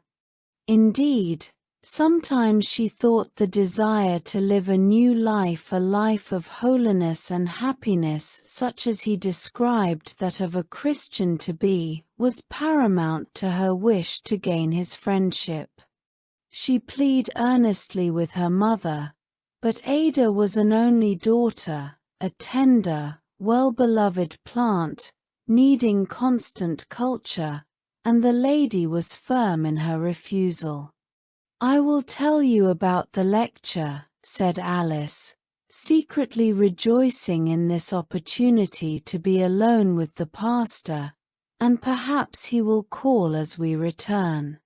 There was a peculiar expression on her countenance as she said this, which awoke the first suspicion in Ada that her friend was not sincere, and when left alone, she recalled many circumstances leading to the conviction that Alice was more interested in the clergyman than she would acknowledge.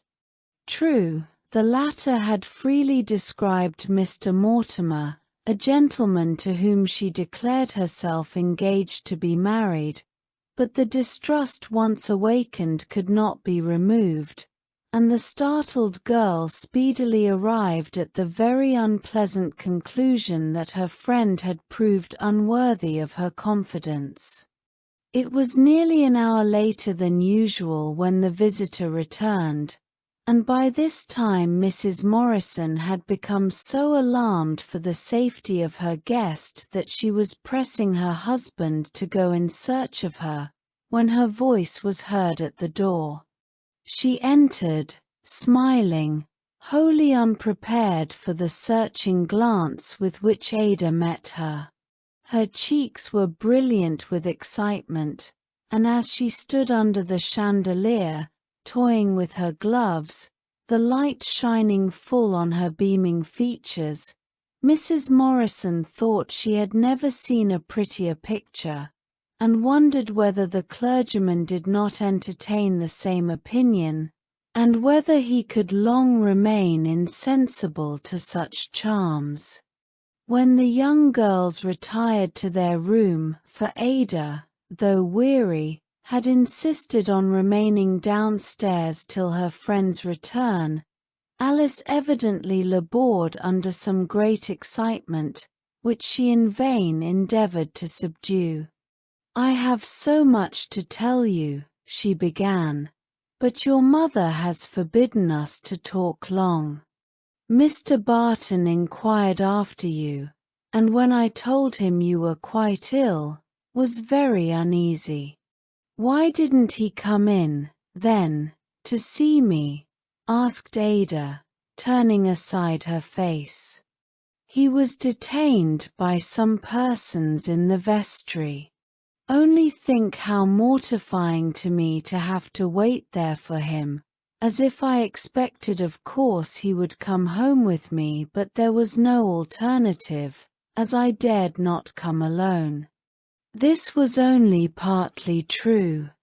Mr. Barton stopped a moment on his way out, and the rest of the time had been passed walking in the moonlight at the young lady's suggestion. She was artful enough to see that, as the clergyman was deeply interested in the duties of his profession, an appeal to him about her own heart would best secure his attention to herself. She commenced, therefore, by telling him that, although she had professed religion, Lie the first, she had grown cold and worldly, that his preaching had roused her to a sense of her danger, and that it was solely to enjoy the privilege of his ministration that she had prolonged her visit from week to week. Mr. Barton heard her in silence, and then gave her some solemn advice upon the danger of trifling with conscience. This was not exactly what the young lady had calculated upon, but, disguising her real feelings, she spoke of Ada, and found the gentleman all attention. Vexed at his indifference to herself, and indignant that she had not secured the first place in his esteem, she determined to prevent his forming a particular attachment for Ada. This was not quite so easy a task as she imagined, for the gentleman was a keen judge of character, and before he had ever seen Alice, formed a high opinion of Ada's merits. Then he often met her friend, Miss Locke, and somehow the conversation always turned on the absent one. The apparently careless remark of the young lady, therefore, that she greatly regretted Ada's want of seriousness, lie the second, but that her mind seemed wholly absorbed in an attachment she had formed, did not weigh as much with him as she expected. Mr. Barton was too anxious a pastor not to discern the signs of real feeling, and he had too often witnessed the tear of penitence in the eye of Ada to believe the first charge. The second statement rather startled him, though he gave no outward sign of it, and presently remarked, "Miss Morrison has been so tenderly nurtured that her parents will be careful, I suppose, to whom they consign her future happiness." "Yes," was the artful reply, "and in this case, unfortunately, they do not approve her choice." Squire Morrison and his good wife had not the slightest idea of any attachment which their daughter had formed, and therefore this was lie the third. "Indeed," remarked the minister, not caring to pursue the subject at present, "but just see how brightly the moon is shining upon the water."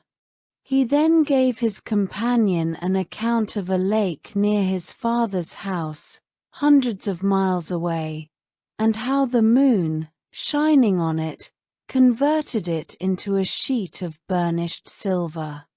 Thoughts of home so softened his heart toward his companion that when he left her at Squire Morrison's door, the parting was almost tender.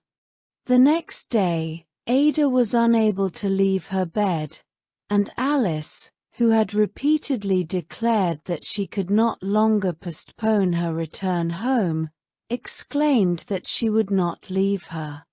The sick girl was glad that her mother's presence prevented her making any reply, for Alice's absence was now as earnestly desired as her presence had formerly been. A day or two later Miss Locke called and was shown at once into Ada's chamber, where Alice found them after an hour deeply engaged in conversation. Her entrance was followed by a sudden silence, during which her usual sang-froid entirely left her, and she could not conceal her embarrassment and vexation.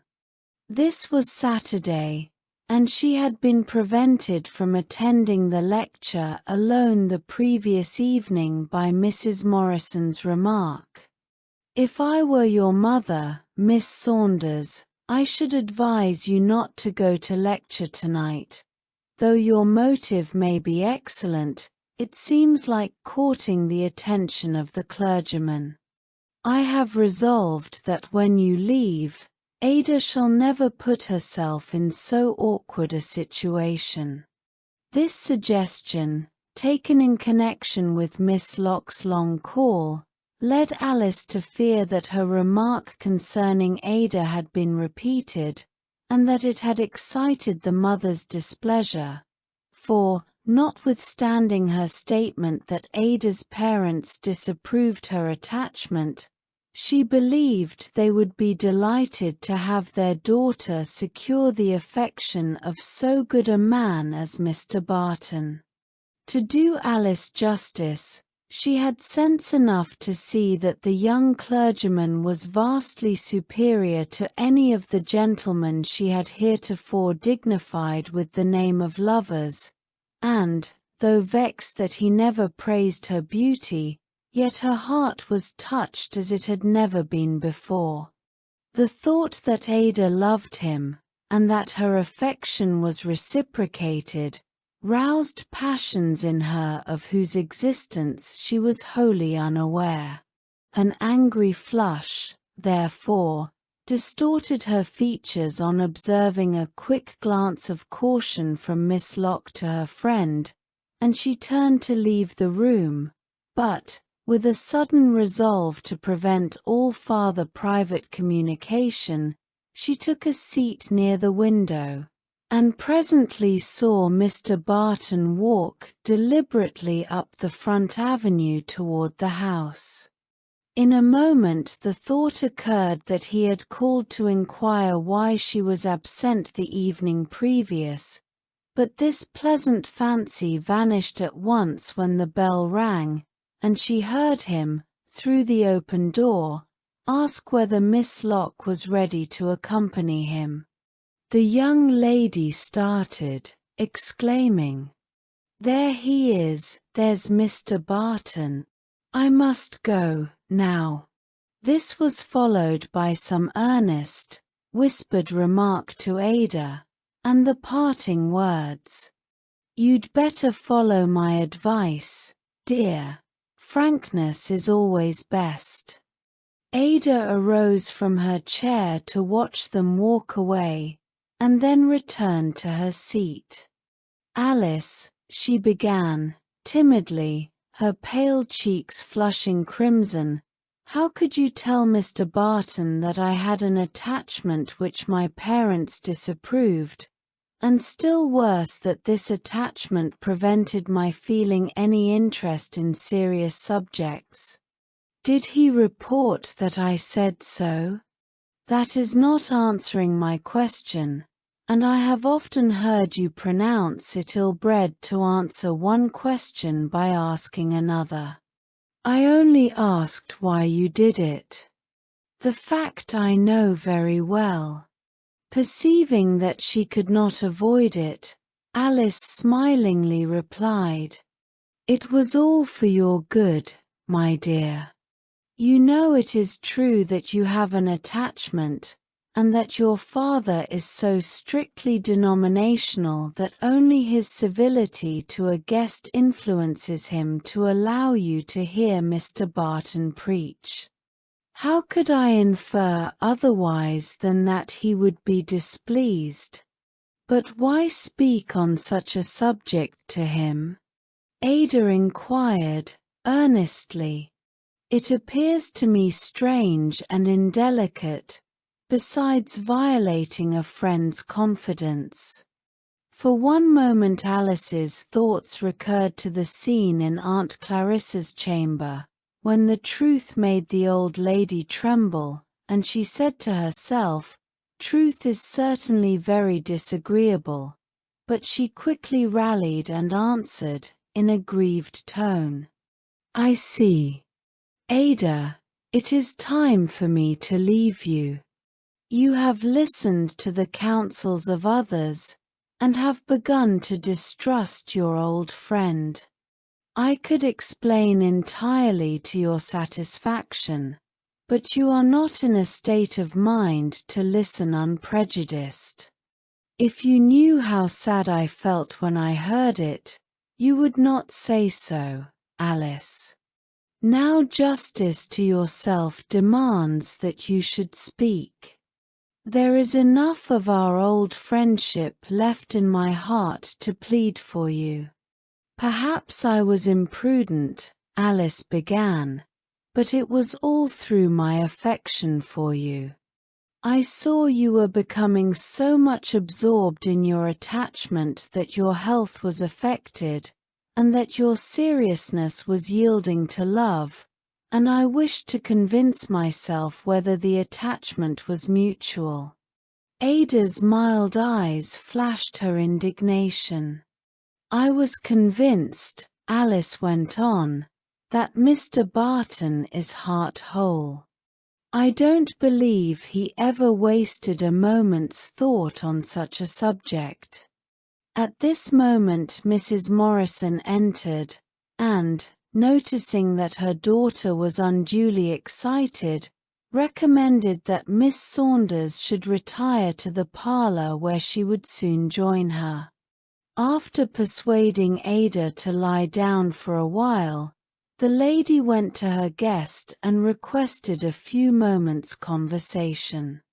"I am sorry to have occasion for what I feel constrained to say to you, but duty to my daughter requires it. I fear we have been deceived in you.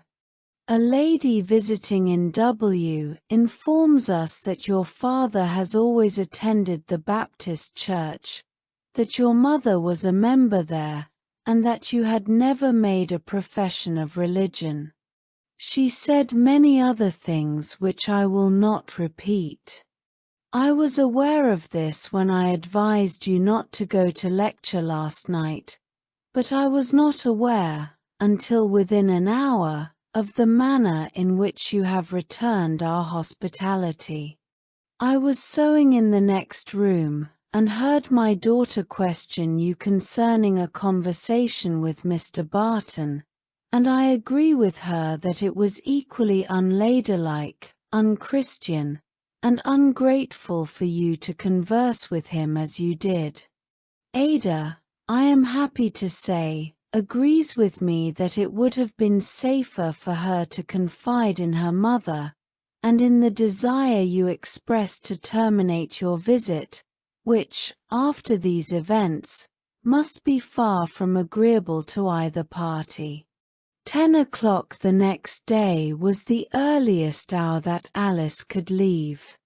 The entire evening she busied herself in packing her trunk, but in the morning was obliged to join the family at breakfast. Perhaps the reader can imagine her chagrin when, as they arose from table, the servant brought in an elegant bouquet to which was attached a card with the words, "Miss Ada, with the regards of Charles Barton."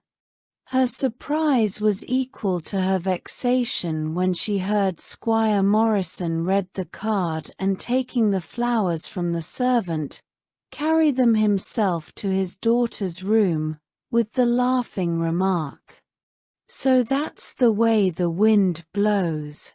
Alice's parting with the Morrisons was rather constrained.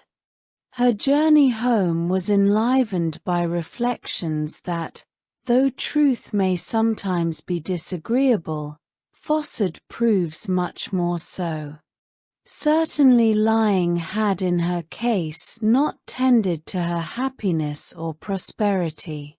She made a half resolve to turn over a new leaf, but she made it in her own strength, and we shall see that evil habits proved too strong for her. Alice Saunders had always been called amiable. She certainly thought herself so, but the propensity to falsify her word prompted a line of conduct far from amiable. Not many weeks after her return home, she was in a large party, when a lady asked her how she had enjoyed her visit to W. "Very much," was the indifferent reply. "Miss Morrison is a charming girl." "Yes, but I feel anxious about her." "What can you mean?" inquired the lady. "Is not her health firm?" Instead of answering directly, Alice inquired, "Did you ever hear of Mr. Barton?" "No, I don't remember the name. He is a young clergyman residing in W. Ada is interested in him," but she checked herself, and arched her splendid eyebrows. At this moment a lady joined their group, and stood arm in arm with the companion of Alice. "Is he not correct in his morals?" urged the other, judging from her friend's manner that something was amiss. "I do not call any man correct who trifles with the happiness of a young lady. Certainly not. I have heard other remarks prejudicial to him, but it was sufficient for me to know that after deliberately winning the love and confidence of a beautiful girl, he left her on the appearance of a wealthier rival. "A man that will do that is a rascal," exclaimed the newcomer, warmly. "Are you sure it is not a mistake?" queried the other lady. "I wish for Ada's sake it could be doubted. Imagine my situation as a guest, knowing what I did, yet not wishing to wound her feelings by telling her. You ought to have told her frankly. It might have been better, but I had not the moral courage.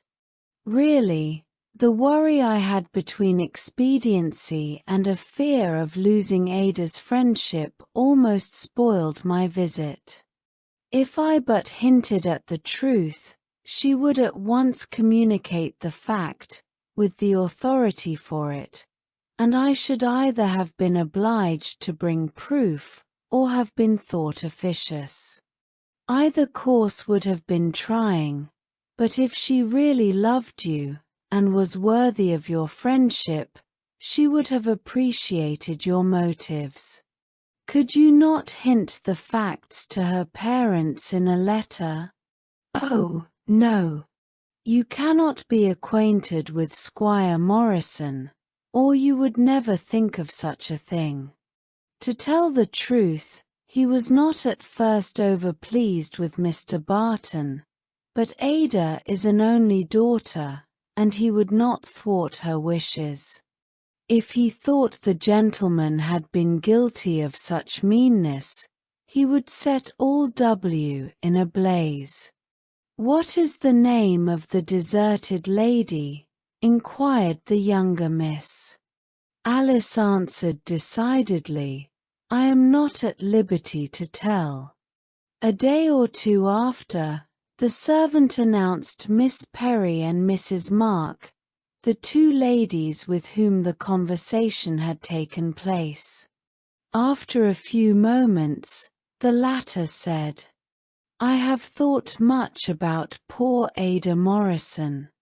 Suppose she should marry Mr. Barton and find afterward that he had deceived her." "I have thought of that," murmured Alice, vexed that the subject was renewed, "and I have determined to do nothing about it." "What else has he been guilty of?" asked Miss Perry, bluntly. "They say there are things which would depose him from the ministry, if generally known." "He must be a villain," returned the young lady. "I don't see how he can be such a hypocrite as to write sermons. I heard him once, but I little thought what a vile creature he was." "That is the worst of the whole," continued Alice.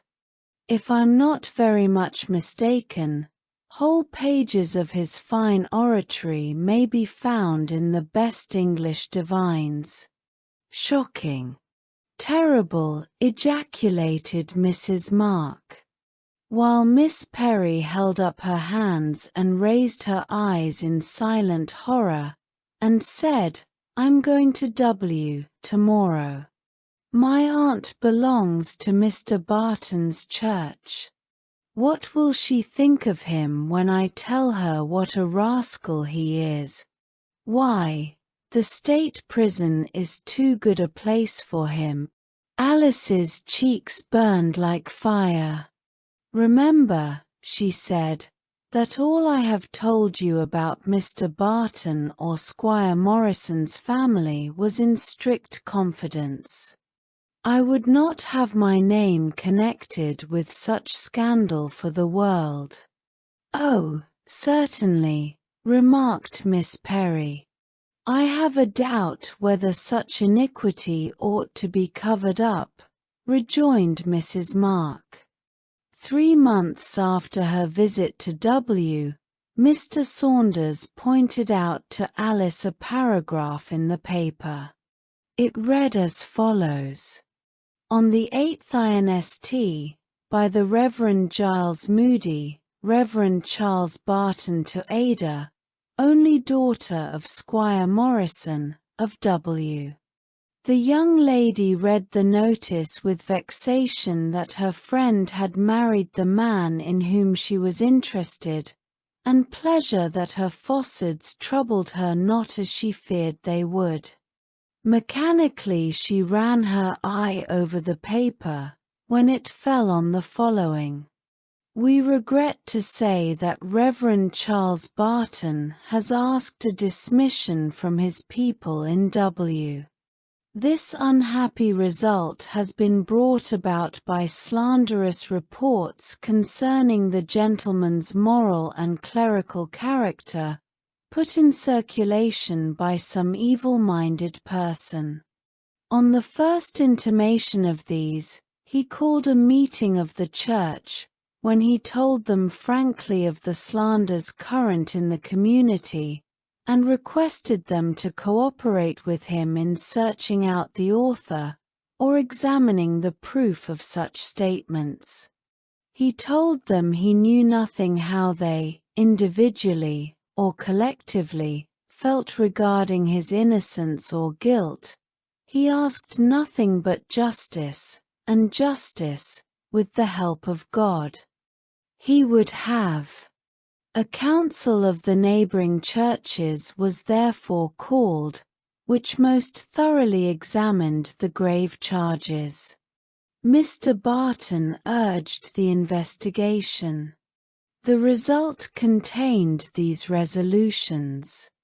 Resolved, that our beloved brother has been foully and wickedly slandered, but has come forth from this trying ordeal like silver refined in a furnace. Resolved, that we have no terms in which to express our cordial and unqualified approval of Mr. Barton's course during the whole examination. We commend him anew to the love and confidence of his church and congregation, with the hope that his useful labors among them may long be continued. Yet Mr. Barton immediately proffered a request to his people for a dissolution of their connection, giving it as a reason, that a pastor's name should be above reproach, that, however unjustly, his name, both as a gentleman and Christian, had been connected with crimes at which his soul revolted, and that he never again could labor here in the cause of his Master.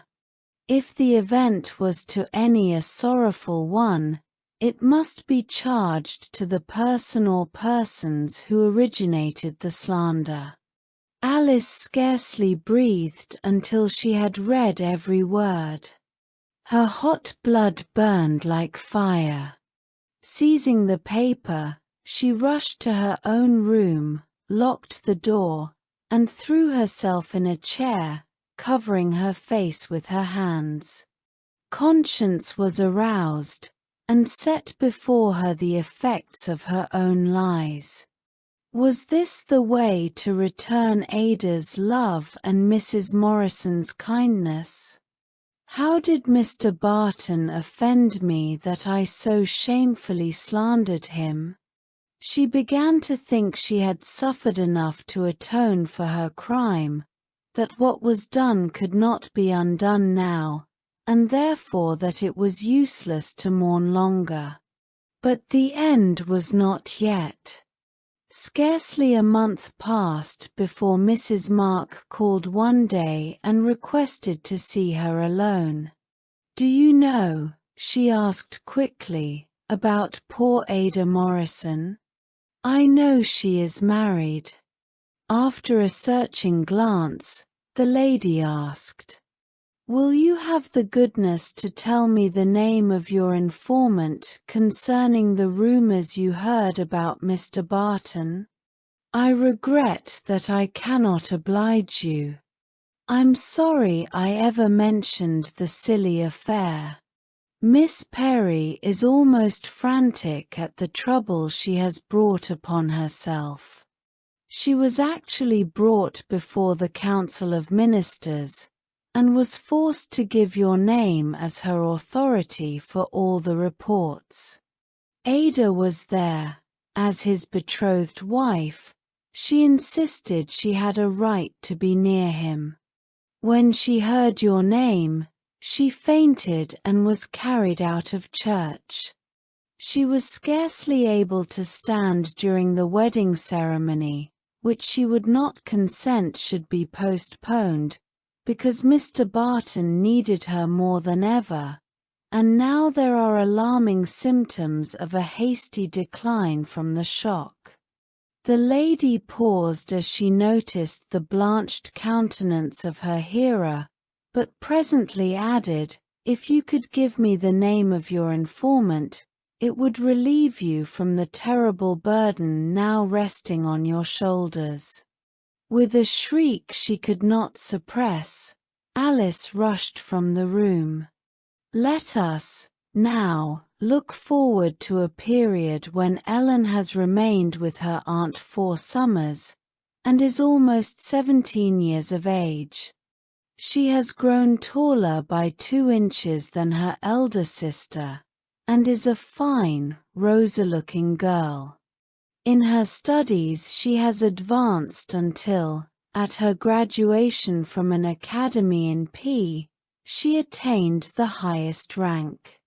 And yet there is nothing especially brilliant about this young country maiden, except her flashing black eyes and the rich plaits of her abundant hair when the sun strikes upon them. She is a simple, warm-hearted, enthusiastic girl, as unlike her quiet cousin Mary as possible, and yet bound to her in the strong love which both of them cherish for their Saviour. During all these years, she has never once returned to her city home, but she has not remained a stranger to her father. He has spent long weeks with her, and 2 years in succession has accompanied her and her cousin Mary to a distant state, where they had relatives. But now, he wrote his sister, his health was feeble, and he absolutely yearned for the company of his daughter at home. Ellen shed some tears at the thought of parting from friends who had become so dear, but realized at once that duty required her to do all she could for her father's comfort.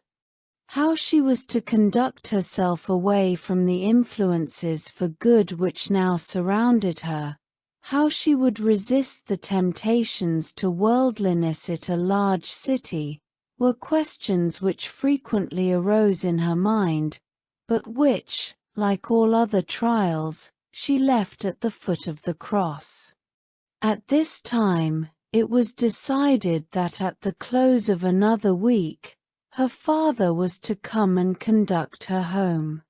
She had begged for this postponement because it was just at the commencement of Frank's college vacation, a time long anticipated for the execution of many cherished plans. The cousins had, during the day, been very busy in tying straw around their favorite bushes, digging up dahlia bulbs, and preparing the garden for the approaching frost, but had now finished supper, attended family prayers, and had drawn up around the cheerful fire, presenting a home scene reminding one of the familiar words of Cowper. Now stir the fire and close the shutters fast. Let fall the curtains, wheel the sofa round. Now, Frank, don't forget to make my garden during your spring vacation, exclaimed Ellen, with a laugh. Because I shall be here for a long visit in the summer, and I shall want it to look beautifully. Frank, for a wonder, looked absorbed in his own thoughts, but she was not the girl to let him off. "If my garden don't look as handsome as Mary's," she went on, after giving his sleeve a playful pull, "I shall know you've forgotten all about me, and I shall." A quick, peculiar, earnest glance from under his long lashes rather confused the laughing miss, and she stopped abruptly, with a deep blush. "It's altogether likely we shall forget you," he said, with an air of perfect gravity. "We shall have so much in to distract our thoughts from our friends. You, in the city, going constantly into company, receiving attention from nobody knows who, and going to no one knows how many parties a week, will probably think of us more frequently and remember us much longer. You may joke about it as much as you like, Frank," she rejoined, rather more warmly than the occasion called for, "but I know you don't believe any such thing. I'm sure you and Aunt Collins and Mary and everybody knows that this is the dearest home I ever had, and that nothing but my feeling that Father needs me makes me happy at all, when I think of leaving it. I love every old stump of a tree and every brown cottage in this dear quiet country place better than all the fine houses and parks there are in the city. And, beside all that, here is Uncle Collins always ready to pull my teeth when they ache, and Auntie, dear Auntie, to tell me my faults so kindly that I'm afraid I don't feel half bad enough about them, and Mary to love, and you to tease," he added, gravely, interrupting her. "No, infinitive mode, present tense, passive voice, to be teased, if you please," she added, gaily. "You'll be sorry, sir, when I'm gone, you didn't appreciate my society better, and you'll be glad, if you have any feeling left, to come to B and see me. Oh, Frank, I hope it isn't wicked, but I really wish you were my own brother. I should be so glad if you were obliged to go with me to the city, for I shall so need somebody to tell me a great many things." The young collegian made a wry face, and, during the remainder of the evening, scarcely spoke. The few days which intervened before she was to leave passed rapidly away.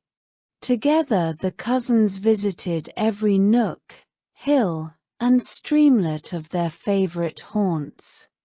They talked much of the past, but spoke little of the future. Mary, in her own peculiar way, was continually suggesting some pleasant and improving theme for conversation, and Ellen was constantly regretting that she had not profited better by this dear friend's lovely example. Frank's conduct was variable. Sometimes he was very lively and full of fun, and then, again, his sister's eyes would be fixed upon him with tender reproach, as he answered some question of hers or Ellen's with impatience or bitterness.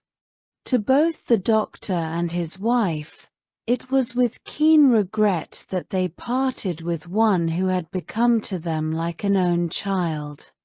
They gave her much good advice.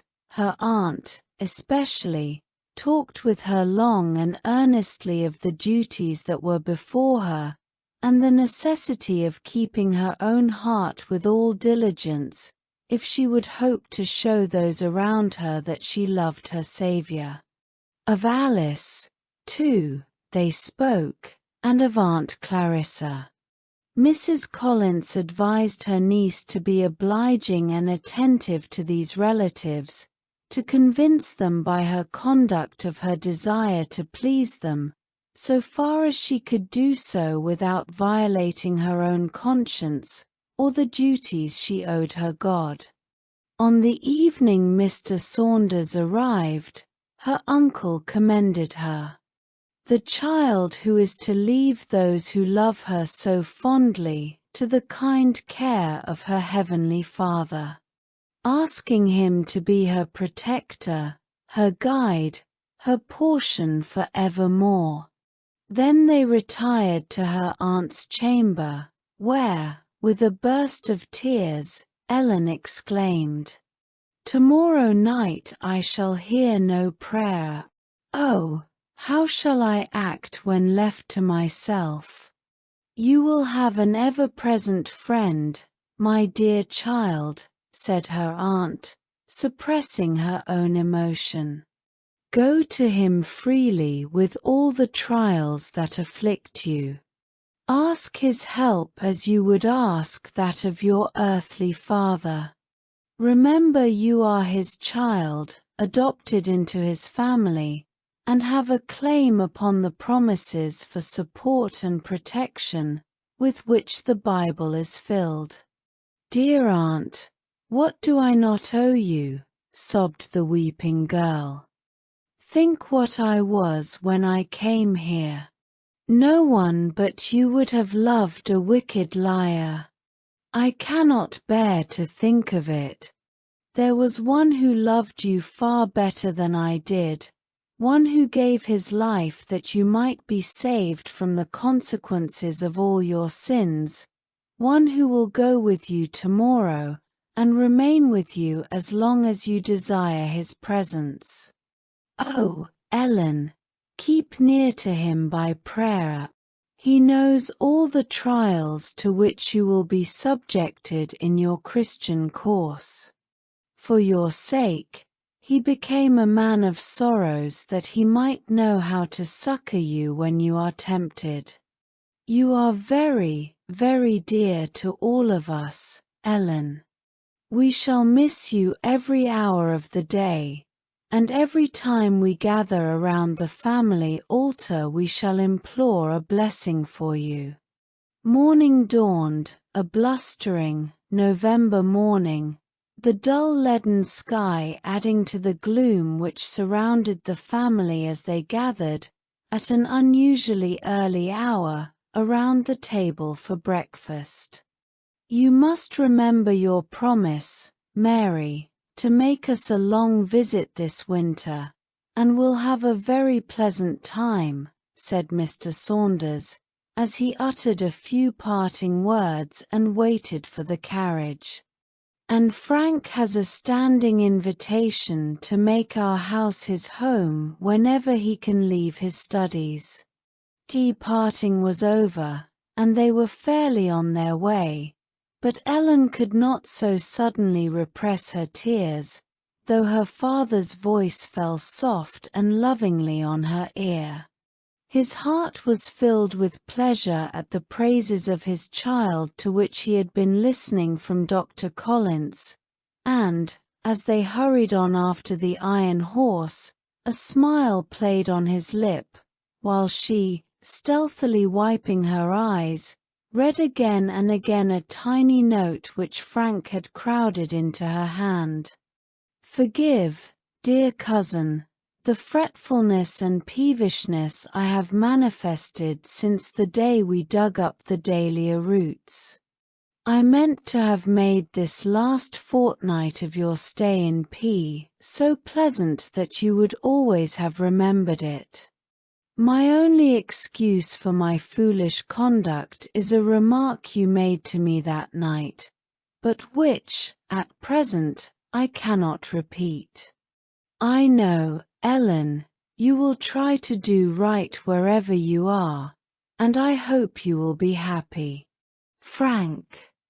The evening of the same day found our young friend seated at her father's table, Aunt Clarissa, primly dressed in a rich, rustling black silk, behind the urn, and her own beautiful sister Alice opposite. Here, in the old familiar rooms, more than she had ever done, did Ellen miss her brother Joseph, but she felt that this was not the time to cherish sad reflections. "I am in my own dear home," her heart kept repeating, "with a fond father and aunt ready to indulge every wish, however foolish, and a sister more beautiful than I ever dreamed of to be the companion of my everyday life." And yet, before Ellen retired, she felt that she would give all she had for just one glimpse of the friends she had left. "What are they doing now?" she asked herself. "Does Frank really miss me as he said he should? I can't imagine what remark of mine he alludes to." Alice and Ellen had each of them a room fitted for their use in as tasteful a manner as their father could devise. Aunt Clarissa accompanied the latter to her chamber, for Ellen found, before the first evening had passed, that her handsome sister loved no extra exertion, and inquired whether she needed any assistance. "No, indeed," she answered, laughing. "You are just the same dear, kind Aunt Clarissa you were 4 years ago. You must teach me to help you, and not wait upon a great healthy girl like me." Miss Saunders took a seat, unasked, and began to explain how carefully she and her nephew had arranged everything for her niece's comfort. Then Ellen, after expressing her thanks, and saying, "I hope you'll find I'm not ungrateful," took out her small Bible, the gift of Cousin Mary, and began to read.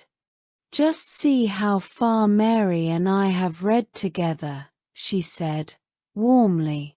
"Let me read aloud to you. Here, please take this easy seat." And, having arranged everything to her satisfaction, she began the 91st Psalm, which she read in a manner which proved that she relied upon its blessed promises. "Good night," said Miss Saunders, rising, when her voice ceased. "You are a very good reader. I shall ask to come in again." Ellen jumped up and gave her a fervent kiss, which made the spinster's heart warm all night. The next morning, the sisters were sitting together in Alice's room. When Aunt Clarissa entered, Ellen was just saying, "No, I never learned to dance, and I don't expect to go to balls, but I love singing dearly." Alice arched her splendid eyebrows with astonishment. "What will people think?" she asked in her own soft voice. "I'm a schoolgirl, yet, you know," said Ellen, slightly blushing. "Father says I'm to attend Mr. Adams's classes in the city, but that is not all," she added, conquering a momentary hesitation. "I don't think I should enjoy myself in parties of that kind. I had rather go where I should meet with society that would do me good." A scornful smile curled Alice's lip, but she said nothing. "Let me thread your needle, Aunt Clarissa," cried Ellen, running to the window near which her aunt was trying in vain to do so. "I shall always love to do it for you. La, dear child, I can generally see very well, but this morning is so dark." Nevertheless, she smiled and looked pleased at the attention. At this moment a servant knocked at the door. "Miss Alice," she said, "Mr. Mansfield has called and asked for you." "Tiresome creature," exclaimed the beauty. "What possessed him to come here so early? I have a great mind to say I'm too ill to see him." Ellen started. "Oh," she began, and then checked herself. "Come, Ellen, I won't go and entertain him alone. Besides, he's just one of your kind." Alice, half pouting, brushed her hair until it shone, and accompanied by her sister, left for the parlor.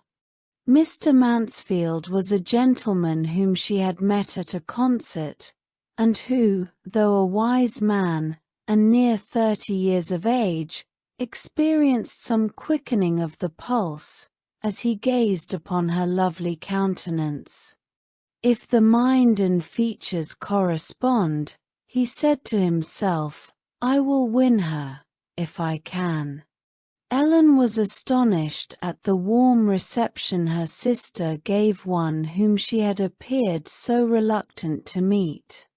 Alas, she soon learned that all with Alice was appearance. There was no reality, no sincerity, even in the most simple words or actions. They sat and talked upon a variety of subjects until the young girl felt quite proud of her sister, who seemed a prodigy of learning. Before he rose from his somewhat lengthened call, Mr. Mansfield congratulated the sisters upon meeting after so long a separation, and then looking at them he said, smiling, "One would be puzzled to know which is the elder." "I am 2 years older than Ellen," quickly responded Alice. "You forget," exclaimed the other, laughing. "I am 3 years younger than you."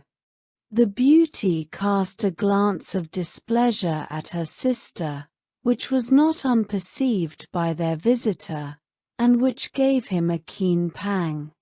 He bowed rather gravely, and wishing them good morning, took his leave. "Now, Ellen," said Alice, when he had scarcely shut the door, "we may as well understand each other.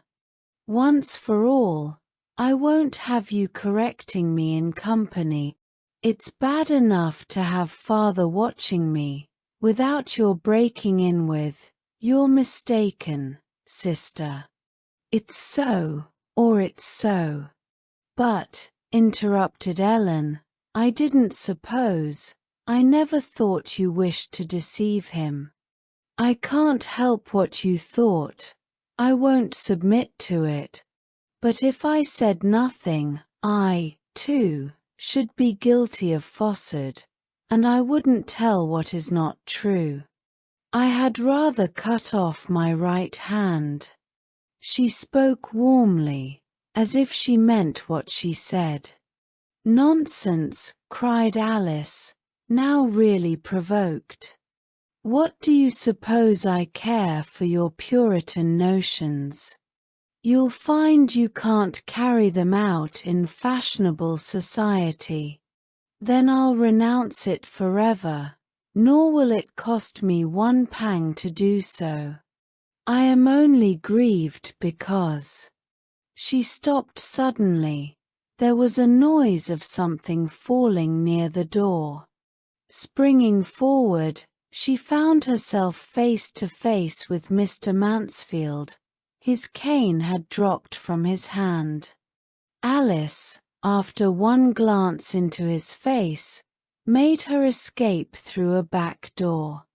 Ellen, her cheeks burning with excitement, and her kindling eyes bearing marks of the indignation her sister's unkind words had called forth, frankly expressed her astonishment at finding him there. "I was drawing on my gloves in the entry," he began, gravely, "when it occurred to me that it might be pleasant for you both to attend Mr. E.'s lecture this evening. I stepped back toward the door when I heard your remark, but if I said nothing, I, too, should be guilty of falsehood." Then followed your sister's retort, when, in fact, I don't think after that I knew exactly what I was about. She did not answer. "I may never see you again, Miss Ellen," he added, with an expression of pain, "but I do not like to go until you say you will excuse me for what I involuntarily heard." She blushed painfully, but after an effort, said, "Mr. Mansfield, you are a great deal older than I am, and perhaps will not understand my frankness. As far as I am concerned, I excuse you, but don't you think it would have been better for you to walk right away?" Yes, if I had been responsible for my own actions, but to tell the truth, I was stunned with what I heard. And then it may affect the happiness of my whole life. But I feel that I have gained a friend, if I have lost one. I thank you for your candor, and the more as I know what an effort it cost you. As you value your own peace and that of your friends, retain your truthfulness at whatever cost. Truth is a priceless jewel, and I am delighted to see that you, at least, possess it.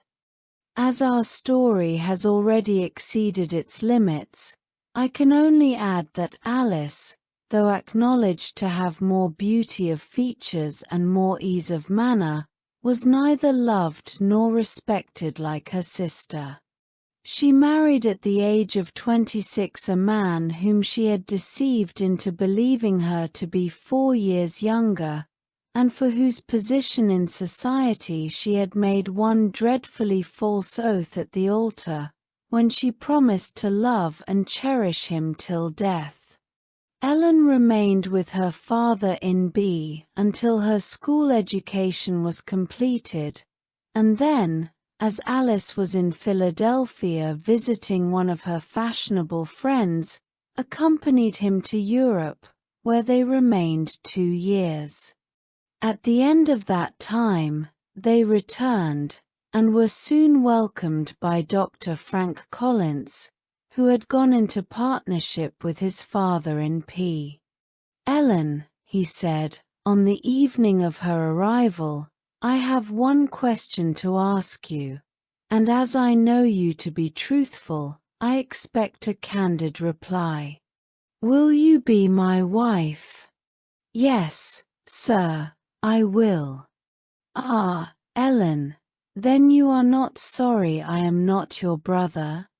"No, sir, not at all sorry now." After the marriage of Alice, Mr. Saunders sold his property in the city, and went to P to live with his daughter, Ellen Collins, in a beautiful house he had built for them, where every year that he witnessed her truthful, conscientious life, he became more convinced that, in the words of the poet, though the grave's dark portal soon shuts this world of shadows from the view, then shall we grasp realities immortal, if to the truth within us we are true.